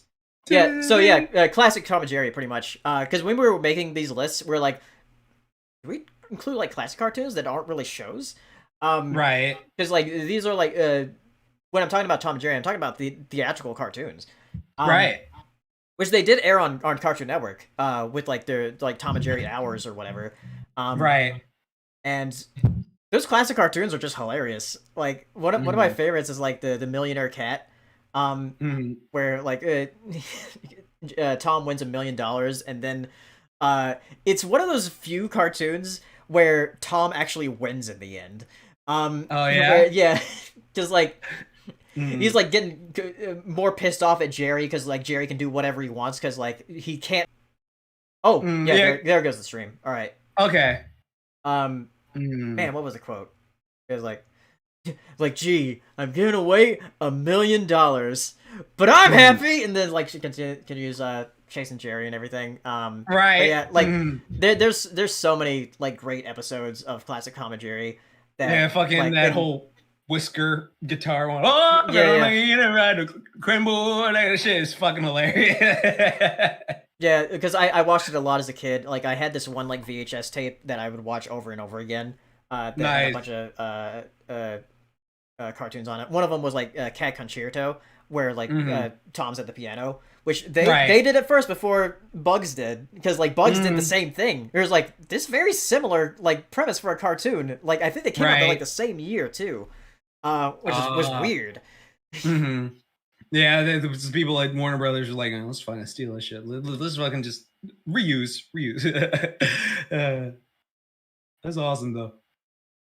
All right. Now we're going on to the top 3. So your number 3 anime is Dragon Ball Z. Oh, yeah. I mean, honestly, it's not a surprise at this point. And yeah, the reason Dragon Ball Z is just in my top 3 is like, again, it's nostalgia. Like something I want to preface this with is like, there are so many shows out there that like I've seen that I'm like, oh, this does a much better job than Dragon Ball Z in so many areas. Like this is like, this is like overused, or this, like when you rewatch Dragon Ball Z after watching like all these shows that were influenced by Dragon Ball Z, like that's one of the things I love about it is like it's a granddaddy. Like you wouldn't have like Naruto, Luffy, and like My Hero Academia, all these other shows like without it, like because like creators, like you can go look up their interviews, they like straight up said like, no, I designed this based off this from Dragon Ball because like I was inspired by it as a kid, and I just love everything about it. Like it's not a perfect show, but like when I watch it, it just generally takes me back to a time where I was, not a time, it just takes me back to a time where I just wanted to be the best me possible when like watching it. Like I want to train like these characters. It motivates me, like thinking of all the like action figures and good times, all the video games, all that stuff. Like it just brings me back to such like I can't express like the joy. It just brings me every time I watch it. Like I can see like every single fault in it. Like that's one of those things where I can like look at it and see every single fault. Like I agree with people saying, "No, it's not a perfect show at all." Like I completely see it, but it just makes me happy. Like that's literally all it is. Like I love the show. We'll continue to love the show. Super should fucking end. I'm just gonna say that it should be fucking over. But yeah, Dragon Ball Z, love to death. All right, my number 3 anime is Watamote. Okay. So yeah, this is another like comedy anime. I love comedy anime. Yeah. So this about this girl who wants to be popular or whatever. But she's very reserved. Doesn't really talk that much to other people. She's very shy.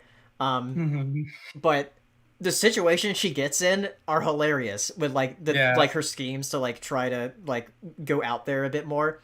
Right. But it's hilarious. It's got a hilarious soundtrack. Like both the sub and the dub are great.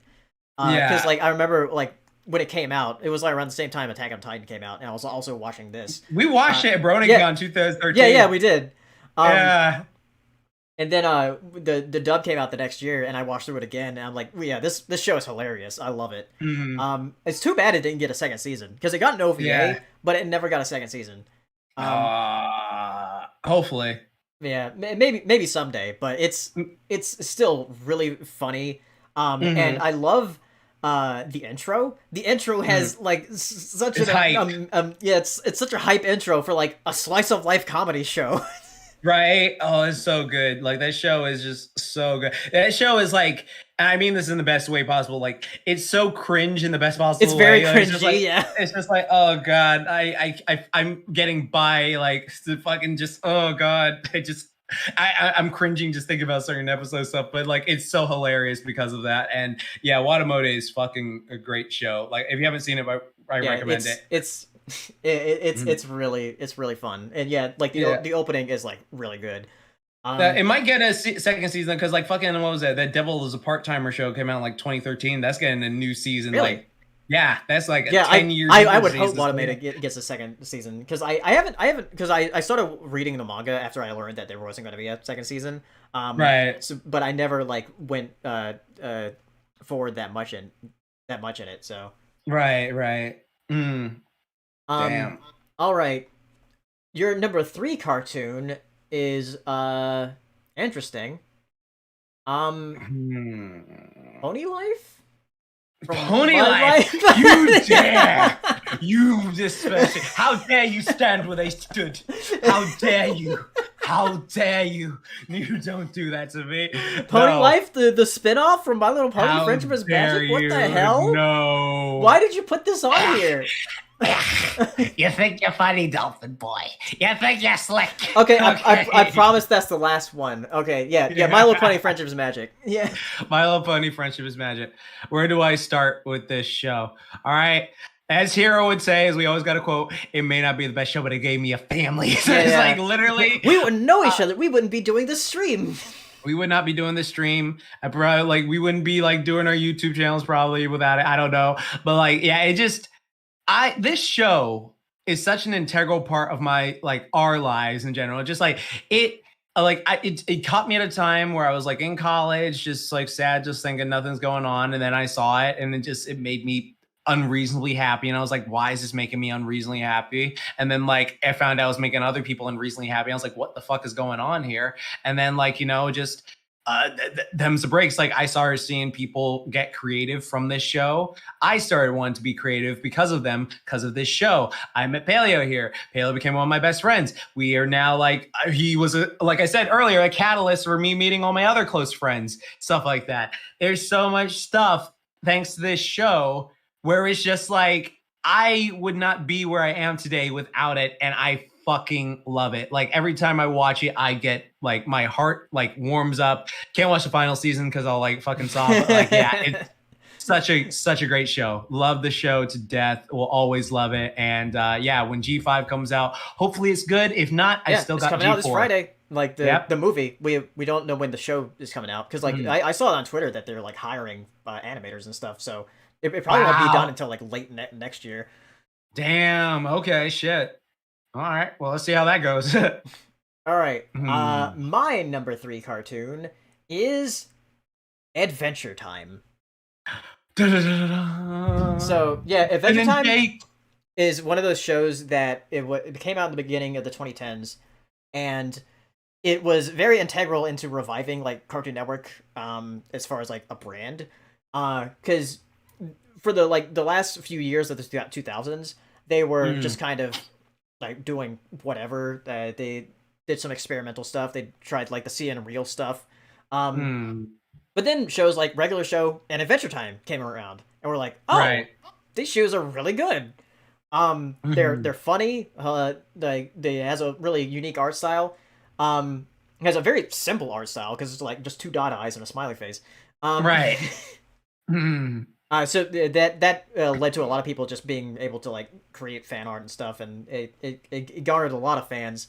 But Adventure Time is also like one of the OGs in creating a silly show, but then as it goes on, it gets more serious, like with like serious storylines and stuff. But it's still funny, And that's the thing about one thing I love about Adventure Time is that Ooh, the land of Ooh is like its own character. It's one thing that like gravitated me towards the show is the fact that it's like a sandbox. You can do anything, because of like this weird land that they're in, and you can just go to like these different kingdoms and just have different adventures. Adventure Time. And all the characters are great. I love Marceline. I love Ice King. I love Finn. Finn and Jake are like the quintessential like pair of main characters because they're both like best friends, brothers, and a boy and a dog, all in one. That is like, it's so goated. Yeah, like they're like so fucking great. That's what makes their connection so heartwarming to see throughout the series, and how they bond with each other even further than they already were. Because they were already started off close, but then you see them get closer, and it's just like it's fucking like heartwarming as hell. Yeah. So Adventure Time, like I love it. Like people know that I love the show. Like if you've been watching the stream, or you've been watching me for a long time, you know that I love Adventure Time. So you probably guess like what the other 2 are on the list. But yeah, Adventure Time, it's great. I'm hoping the Fiona and Cake series is good because I've loved the Distant Lands specials that they've done. Yeah, exactly. Same. Yeah, the 2 I saw, like I really like those 2 a lot, because like I love Marceline, she's my favorite character in the show, and then like just all the stuff they've done so far, and then that ending, which again because I that's why I'm like so skeptical to watch like the other one, because it was like, man, that ending, man, that was such a good ending. I kind of don't want to tarnish that ending. Wizard City is still good. It's like still a good fun time. So it won't like ruin anything, but like Together Again, as far as like that special, like that is kind of like a canon ending there. Yeah, that is a quintessential finale where I'm just like, oh, that is so good. Like, I mean, I would be interested if like we finally get the Finn and Fiona meeting each other episode or something like that. That'd be super cool. But for the most part, great show. Highly recommend it to the folks out there if you haven't seen it already. Like, I think like for me, like there are just some certain seasons I still need to finish it fully. That's why I couldn't put it all the way in there. But yeah, it's really a great show. All right, number 2 anime. Dragon Ball. Dragon Ball. You. Yeah. OG Dragon Ball is far superior to Dragon Ball Z. I'm just going to say it really is, like, especially as you get older, you see like there's just so much they do. Like the fight scenes are better. The fact that it's lower scale is better. The comedy's so much better. The people just seeing how everyone is able to do stuff together with it, it's so much better. I think I love DBZ, but I love Dragon Ball so much more. I appreciate it more as I got older, but just because there's so much stuff. I think Kid Goku is one of the best protagonists there ever was. Like Kid Goku is so fucking funny, so adorable, so naive, but like has no hesitation to end you. Will fucking like break your shit. Is so good. Piccolo Jr. fight at the very end of the series, fucking god tier, so good, so good. Like that was honestly one of the best fight, if not the best fight in like the Dragon Ball franchise. And there was just so much stuff going on in OG Dragon Ball that I remember as a kid. I was always like, yeah, Z's the best, Z's the best, Z's the best. Then I rewatched it when I was 22, and I was like, holy fuck, I think this is better, like in so many areas, just like from what they were doing and stuff with Roshi. But yeah, love OG Dragon Ball. That is honestly, without a doubt, my second favorite anime of all time because it was dethroned by another. All right. My number 2 anime is Made in Abyss. Yeah. When I was looking through like anime to watch back in like 2018, we were looking through 2017 anime with Hero. And right. I was looking at this one. I was like, this looks interesting because from like the cover of it and everything, because like it looked different from everything else that was coming out. And then Hero watched it and he said, "Dude, you gotta watch this with me," because like he like marathoned the whole thing, and he's like, okay. So I watched it with him. And I was like, what the fuck is this? Right. Because like because it's like these cute little kid characters going down this giant abyss. Right. But the catch is like once you go up, some like curses happen. Oh fuck. So like some really fucked up shit happens in the series. Yeah. Even more fucked up in the manga. From what Saber has told me, because he's read the manga. He always does that. Yeah. Every fucking time. He's not here right now, so we can say, yeah, like his fun. He will always go read the manga, like, yo, dudes, I fucking love Beastar now. I'm gonna read manga. He's some shit like that. I'm gonna fucking do it every time. But yeah, one of the things that like the art and the world building of this show is like really excellent. And the music by Kevin Penkin is like really good. We're like, why is this music so good in this show? Right. It is like I know from the scenes I've seen, because I haven't seen the show all the way through, but like he's still there. He's still here. Yeah, you motherfucker. Yeah, you know it's true. Whatever. Okay. Yeah, but yeah, Made in the Abyss. From because I've seen the movie. I've seen various scenes. Yeah, the movie is like a continuation of the first season. Right. So, and the movie gets really fucked up. That whole scene with the chair and the fucking it's another one of those things where like I kind of like some gory anime thing, like with Higurashi and Parasite. This tops those for the things because it looks cute, but more fucked up things happen in this than in those two. So Higurashi, exactly. I don't know. I mean, Higurashi does get some pretty gory scenes. Effed up, some pretty effed up shit, yeah. But yeah, like I'm very interested into where it's going because I haven't read the manga. But season 2 is going to be like happening next year, and they're doing a video game, which I was surprised because like another thing I like about the show is that it's inspired a lot by video game stuff. With how things work, because the artist, the original manga artist who made this worked at video game developers before. Like he worked at Konami. Oh wow. So you're gonna have like an episode of a level of like, all right, drain the thing. Come on. Keep pushing the button. You gotta drain it faster. Okay, he did the art for Elebits, which if you look at the art for that, you're like, oh yeah, that looks like Made in Abyss. Oh man. So yeah, a lot of people compared it to games like Etrian Odyssey, which I've never played, but it does kind of look like that. So yeah, if you're interested in like dungeon crawler games like that, this is kind of like that, but much darker. Horrifyingly darker. So, all right. So your next like number 2 cartoon is Avatar: The Last Airbender.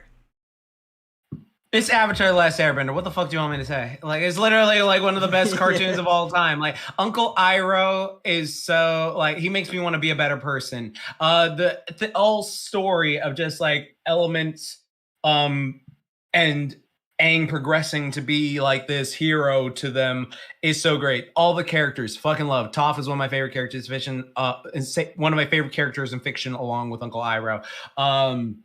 Just the storyline of how it like Well, I mean, I wouldn't say like, Adventure Time definitely like pioneered that shit, because like Avatar, when you watch that first season, it is like more goofy than usual, but they are going off like, it is a genocide. Hey, the Fire Nation fucking did this stuff. So yeah, like it's fucked up. So I love how it starts off and gets progressively darker, but then the action picks up in the show. The series, like the characters go through stuff. The fight choreography is god tier. Like everything they do, the villains, Zula, freaking like her father Ozai, stuff like that. All the stuff they go through, like it's just so engaging all the way through 60 episodes. And like out of the entire series, there's only one episode I did not care for, and it was that Great Divide episode, which they even make fun of. Like let's just never talk about that again. So yeah, like I love this show. It deserves its like place as one of Nickelodeon's greats, if not Nickelodeon's best show of all time. Great show, great series. I would love an Avatar type Z where they have them as like the follow the Aang gang as like fucking in their mid-20s or something like that. If they wanted to do a new Avatar show, but for what it is, loved it. All right, my number 2 cartoon is the Powerpuff Girls. Of course, I love the Powerpuff Girls. It was my favorite as a kid. Growing up, I always caught new episodes as they were airing. Because I remember like watching Dexter a lot, and then like this came on, and I was like, oh, this is like it kind of looks like Dexter, even though it's like from Craig McCracken and not Gendy. Right. But with them like fighting these giant monsters and these different villains, like all the villains are excellent. Like I have this Mojo Jojo plush here, that Ryan gave to me. Nice. But yeah, Mojo Jojo is a great villain. I love like Princess, him, like all of them are great. The Amoeba Boys. Yeah, the Amoeba Boys, yeah. Wow. Yeah, it has like just a great theme, like a great opening theme and a great closing theme too. And did you go see the movie in theaters? I did. I saw it twice. Yeah. The reason I saw the movie twice was because the first time I went, I had to go with my step uncle's kids. Oh, they kept talking all the way there. They were running up and down the aisle. I was like, I could not focus. Oh, wow. That's so annoying. And this thing, like, I was like, what? When did this come out? Like 2002? Like 2002 is when the movie came out, right? 2000? I think it was 2001 or 2. Yeah, 2002 is like when the movie came out. And I was like 13 at the time, so like it was like you're having me like look after these kids. I'm 13, right? Oh yeah, true. Oh yeah, that's so true. But yeah, because then I went to see it again with my mom, and yeah. I love the movie. The movie is great. The movie is fucking phenomenal. I remember I have friends in like middle school who were like, I didn't want to get caught going to theater see. I was like, come on, dude. Yeah. Because like I had no shame for it. Because like it's like it's called Powerpuff Girls, but like it's for everybody. You see the fight scenes happening and shit like that. It's just like hype. Yeah. Oh my god. Yeah, that was such a good movie. The show is just so well done. So holds up. I think like me and you are like some of the only few who actually like the later seasons. Like they're clearly not as good as the first few. There's like only one episode of the later season where I'm like, I don't like that one, and that's the one where they mistake like this Sasquatch as being the professor's brother. Yeah, that was so stupid. That I hated that episode. Yeah, that was so fucking stupid. They have great stuff like Mopey Popo, and it's like, Mopey Popo, what are you doing? Popo. Yeah, exactly. But yeah, I love all the girls. I love the professor. I love the mayor. The mayor's great. I love Miss Bellum. Oh yeah, she's good. I ain't no sugar daddy. Yeah, I ain't no sugar daddy. Come on. Yeah, sure. Forget about it. $2,000. $2,000 what? Yeah, hello, Miss Bell. Yeah, fucking so great. All right, so great. Now we're going to number ones. Number ones. Let's do it. Your number one anime is How Heavy Are the Dumbbells You Lift? Okay,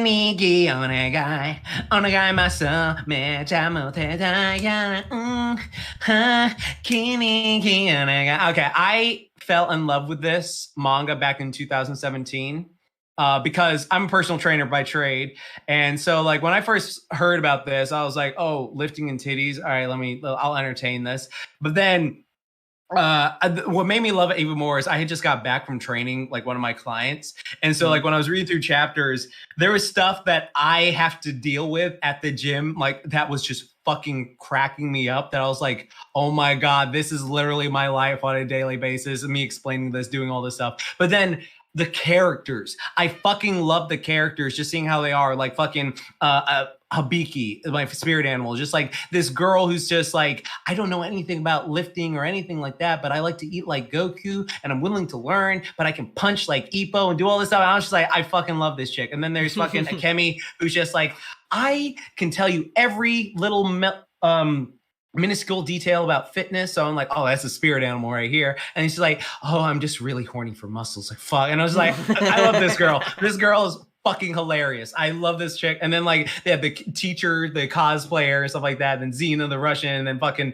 Ayaka, the boxer, and shit like that. And so I'm like, every one of these girls is like best girl. I fucking love them to death. And then Machio, so like chill, but like so knowledgeable about fitness stuff. Like there's only been like 2 or 3 times when I'm reading it where I'm like, well, that's been discredited. That's not true at all. But like every time I read this, I was just like, I fucking love this. I studied this in school for years. I did this stuff. The way they talk about this stuff and making it in an easy, digestible way. If the comedy is relating to me, I fucking just enjoy it. And so like when this anime came out, it was just the most beautiful thing in the world to me. I fucking love this. I think this is like literally my favorite thing of all time. Like I remember when back in 2017, I was like, I think I like this more than Dragon Ball, because like I was just reading through all the chapters. Like I definitely do. I love this more. And I was just like, yeah, I'm sorry, this dethroned it. And I love it to this day. I think I've rewatched that entire season because I have the Blu-ray. I just have it on. I think I've when it finished 2019. I think I've watched one episode of it a day since 2019. A day. Like there's always like something on in the back. A day. Like so, I fucking love this show. It'll always be my favorite of all time. I don't care. It is my favorite of all time. Love it. Nice. Yes. I still need to finish it. Yeah, anytime. Because like let me know. because we like stopped watching like halfway through like together. Yeah. And then like anytime. Yeah. All right. I'm down. All right. My number one anime is Madoka Magica. Madoka Magica. So Madoka, when this came out, I remember like hearing about it. Because this was when I was first like getting more into anime. It was around like the early 2010s. And this was one of the animes that I just fell in love with after I watched it. Because it's only like 13 episodes. But it's also like, you know, it's an original anime. It's not based on a manga. And it's taking like the magical girl like anime and like flipping it on its head, which has been done before, but this one did it in a very interesting way. That I stopped watching because of that. So I was like, I thought this was going to be some happy, wholesome shit. Fuck that. And then like I rewatched it like years later, but still I remember that episode that shook me. Yeah, it's like I love the anime. Like the also like the art in it is like beautiful. So the way that it looks, right? There's a couple of things that I look for in anime. That like elevates it for me, because like if you have like a good story, that's really good, because like I do really love the story and the characters in this, but if it has really good art and really good music, then that just like makes it like incredible, and this has like both of those. And it has very fun characters and a very like interesting mystery going on with how these magical girls are, with that fucking Pokemon looking bitch. Fucking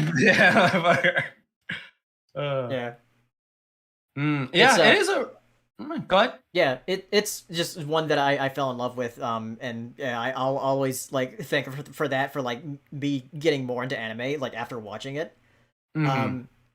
So I do like Rebellion, the movie that came out afterwards, because like they did like 2 recap movies and then like an alternate ending movie. They also have a spinoff, but I haven't watched that. But the original show I do really like. I remember I was like trying to watch it with Saber at one point, but I need to watch through the whole thing with him. We could just watch the 2 recap movies. True. Because I watched the recap movies as well, and they do a good way of like going through everything. Right. Okay. Nice, nice, yeah, that's pretty dope. Yeah, like Madoka Magica, the animation is stellar, the story is like gripping. I like what Propane Man says. Like, I hate original animes because I don't get to feel superior to anime onlys because I read the mangas. Yeah, that's why I love original animes. Yeah, fucking like Because people, Gurren like, Lagann is another one of those. Like, and Cowboy Bebop's another one. Yeah. I remember someone got called out, so I was like, "Man, I read the manga to Cowboy Bebop way before the manga before it ever came out." I was like, yeah, or "Man, that shit." Or Neon Genesis Evangelion, because that like Right. technically it has a manga, but it was the manga was made afterwards, and so does Madoka. Yeah. Madoka has a manga, but it was made after the anime. Same with Kill la Kill. Yeah. Manga was made afterwards, so that's how they get you. It's just like, I read the manga that your power is useless here, boy. It's just like that. But yeah, I love Madoka. It's a great show. Nice choice. Very nice All right. choice. Your number one cartoon, to surprise of no one. Well, surprise maybe the people in the chat, but like to surprise not to me. Is Spectacular Spider-Man. Oh fuck! Like I have so much stuff I could just gush about this show. This show is the quintessential Spider-Man. It's the perfect Spider-Man ever. Like that's why, like when people always talk about like, oh, who's the best Spider-Man? Toby, Andrew, or fucking Tom? And I'm just like, no, none of them. It's fucking Josh Keaton and Spectacular. Though Yuri Lowenthal and the PS4 one, very very fucking close, and so is the '90s Spider-Man 2. But this show, I remember like talking shit about it because I really loved that '90s Spider-Man show. The '90s Spider-Man show I was like so in love with, and I saw this and I was like the art style at first when I was like, I think I was like 17 when I first saw it. I was like, this looks too fucking cartoony and goofy. What the fuck is this shit? And I was like, man, I can't believe it. You know what? Fine, I'll watch a couple episodes to see it. So I like sat down, watched a couple episodes on Kids WB, and I was like, oh, that first episode was pretty dope. Second episode, oh wow, that's fucking great. Oh fuck, and then like each episode just got progressively better, and then they got fucking Venom in there, and I was just like, oh my god. Yeah, the Venom story when I watched this, because I watched it after what Amazing Spider-Man 2 came out. Yeah, and the Venom story, and it's like, oh, this is like the best one they've done, like for Venom. Yeah, exactly. Yeah, because what makes it so much better than other ones is like you feel for Eddie because Eddie's like a brother to Peter in this. He's not just like some random reporter who's like, I'm mad this Spider-Man messed up my goal. He's like, no, you were my brother and you fucked me up here, here, and here. And I can't believe you did that shit. And so like this whole storyline, that is, I think the whole thing with Venom is primarily why I was heartbroken when I got replaced by that Ultimate Drake Bell bullshit. And I've been calling it that for years. So don't fucking, I mean, because of the Drake Bell shit, but yeah, I just hated that shit. But like, I really wanted to see, because Eddie and Pete were so close, I wanted to see them rekindle their brotherhood when Carnage showed up, because Cletus Cassidy makes a cameo in season 2. So it's like, oh, season 3, they definitely would have had him. And so Eddie and Pete would have had to team up to go like whoop his ass together and then like rekindle their brotherly bond. And that would have been just so dope to see, but we never got that. And I just love how they did all the characters in the show. I love how they like took characters and modified them, because it was a perfect blending of the original 616 universe comic books, but also the ultimate comic books that were coming out this time, where they like had updated everything for certain things. So I loved it. I loved all the concept of it. That just rewatching it again and again and again, I think it's just so perfect. And I really, really hope that one day we can get like a season 3 of it, because all the Spider-Man shows they've done so far have been shit. Like, I don't give a fuck what anyone said. Like, people, I gave Ultimate Drake Bell 15 fucking episodes to grab me, and you failed. No, get the fuck out of my face. And then that new one's just bullshit too. It's like, this is such a great show, needs to be revived. And if you really love Spider-Man, or you're a Spider-Man fan at all, I highly, highly recommend checking it out. Like, you will not be disappointed in the slightest. Great show. Yeah. All right. My number one cartoon. Can you guess what I have not said yet? Well, I guess it's something anthro related, because you are furry, fuck. I mean, what else could it be? It is My Little Pony: Friendship is Magic. So yeah, that's my number one cartoon. I was debilitating on like between the 3 of Ponies, Powerpuff Girls, and Adventure Time. God, like, I love all 3 of those. Like, those were definitely going to be in my top 3, but I did not know the order. You use that fucking image too, you bastard. I know. I had to. Because one thing I love about the show is that out of all of the shows on this list, when this show ended, I fucking bawled my eyes out. Yeah, same.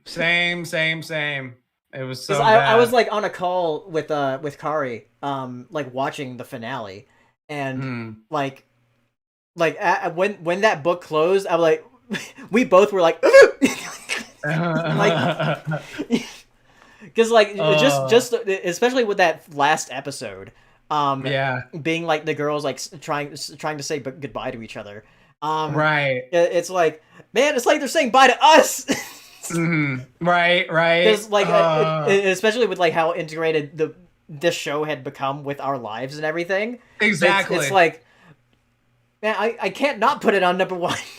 Yeah, no, exactly. Like once you like the ending song, like why I can't listen to it and why most of our friend group can't listen to it is because when they're singing to each other, we're thinking of ourselves in a sense and them as well. So it's just like, oh fuck, man. Like there's certain lines that are just like, I can't. My eyes are watering. Like thinking about like, fuck. I'm remembering all the good times we all had over the years, and so it's just like we're saying goodbye to you. So yeah, that was such a fucking like. I will always give props where it's due. I will always love this show. Yeah, Always give and them the thing. Yeah. I feel like every of the main six like has at least like one Mhm. episode that I like, Mhm. of like focused on them. Right. Um, Exactly. because like even though like Rainbow Dash is my least favorite, there's still some episodes where I'm like, oh yeah, I like that. Like I love Sonic Rainbow. That's a great episode. Right. Um, Right. um, Hmm. Laura says y'all are disgraceful for not even mentioning Over the Garden Wall. What? Oh, you mean that Paleo did mention it? What are you That's talking Wander about? Oh, Over that's Yonder. Wander Over Yonder. I fuck it. I was doing good. I was doing good. Fucking yeah. I was my brain. Once she said fucking over the garden wall, I was just like, what the fuck are you talking about? There's fucking wall, what over Wander Over Yonder. I was just like, what the fuck are you talking about? Oh damn. Yeah, like ponies. Man, like Oh, it's great. Like it's always been with me for like the past like decade or so, and right. hopefully G5 will like continue that, I guess. And I Hopefully, yeah, but if not, you still got 10 or and 9 like got me seasons of going to that. like conventions and stuff. Which we that way we could like actually like hang out in person. So Yeah. Exactly. Exactly. It's just like fucking it's such a great show that I think like most of us like agree it's just like yeah, it bonds. It like it literally brought us together. Like as our friend Hero says, we always quote him like it may not be the best show, but it gave us a family. So like that right, is yeah, literally yeah. it. Like it is It's a such good that all show. everything. Yeah, It's got it's a good like show. great music. Like Hmm. damn. Yeah, yeah, great music, great show. What? Yeah, we'll miss it greatly. Hopefully, G5. Even its spinoff with Equestria Girls. Like I have Sunset Shimmer on my shirt. Like I Mhm. people were like iffy on Equestria Girls at the beginning, but then a lot of us were like, oh, this is actually getting kind of good. Right.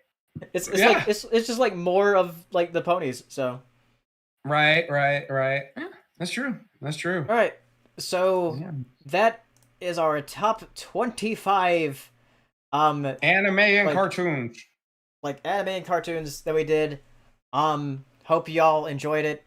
This was just like a test stream we were gonna do to see if everything works, and it seems like everything works.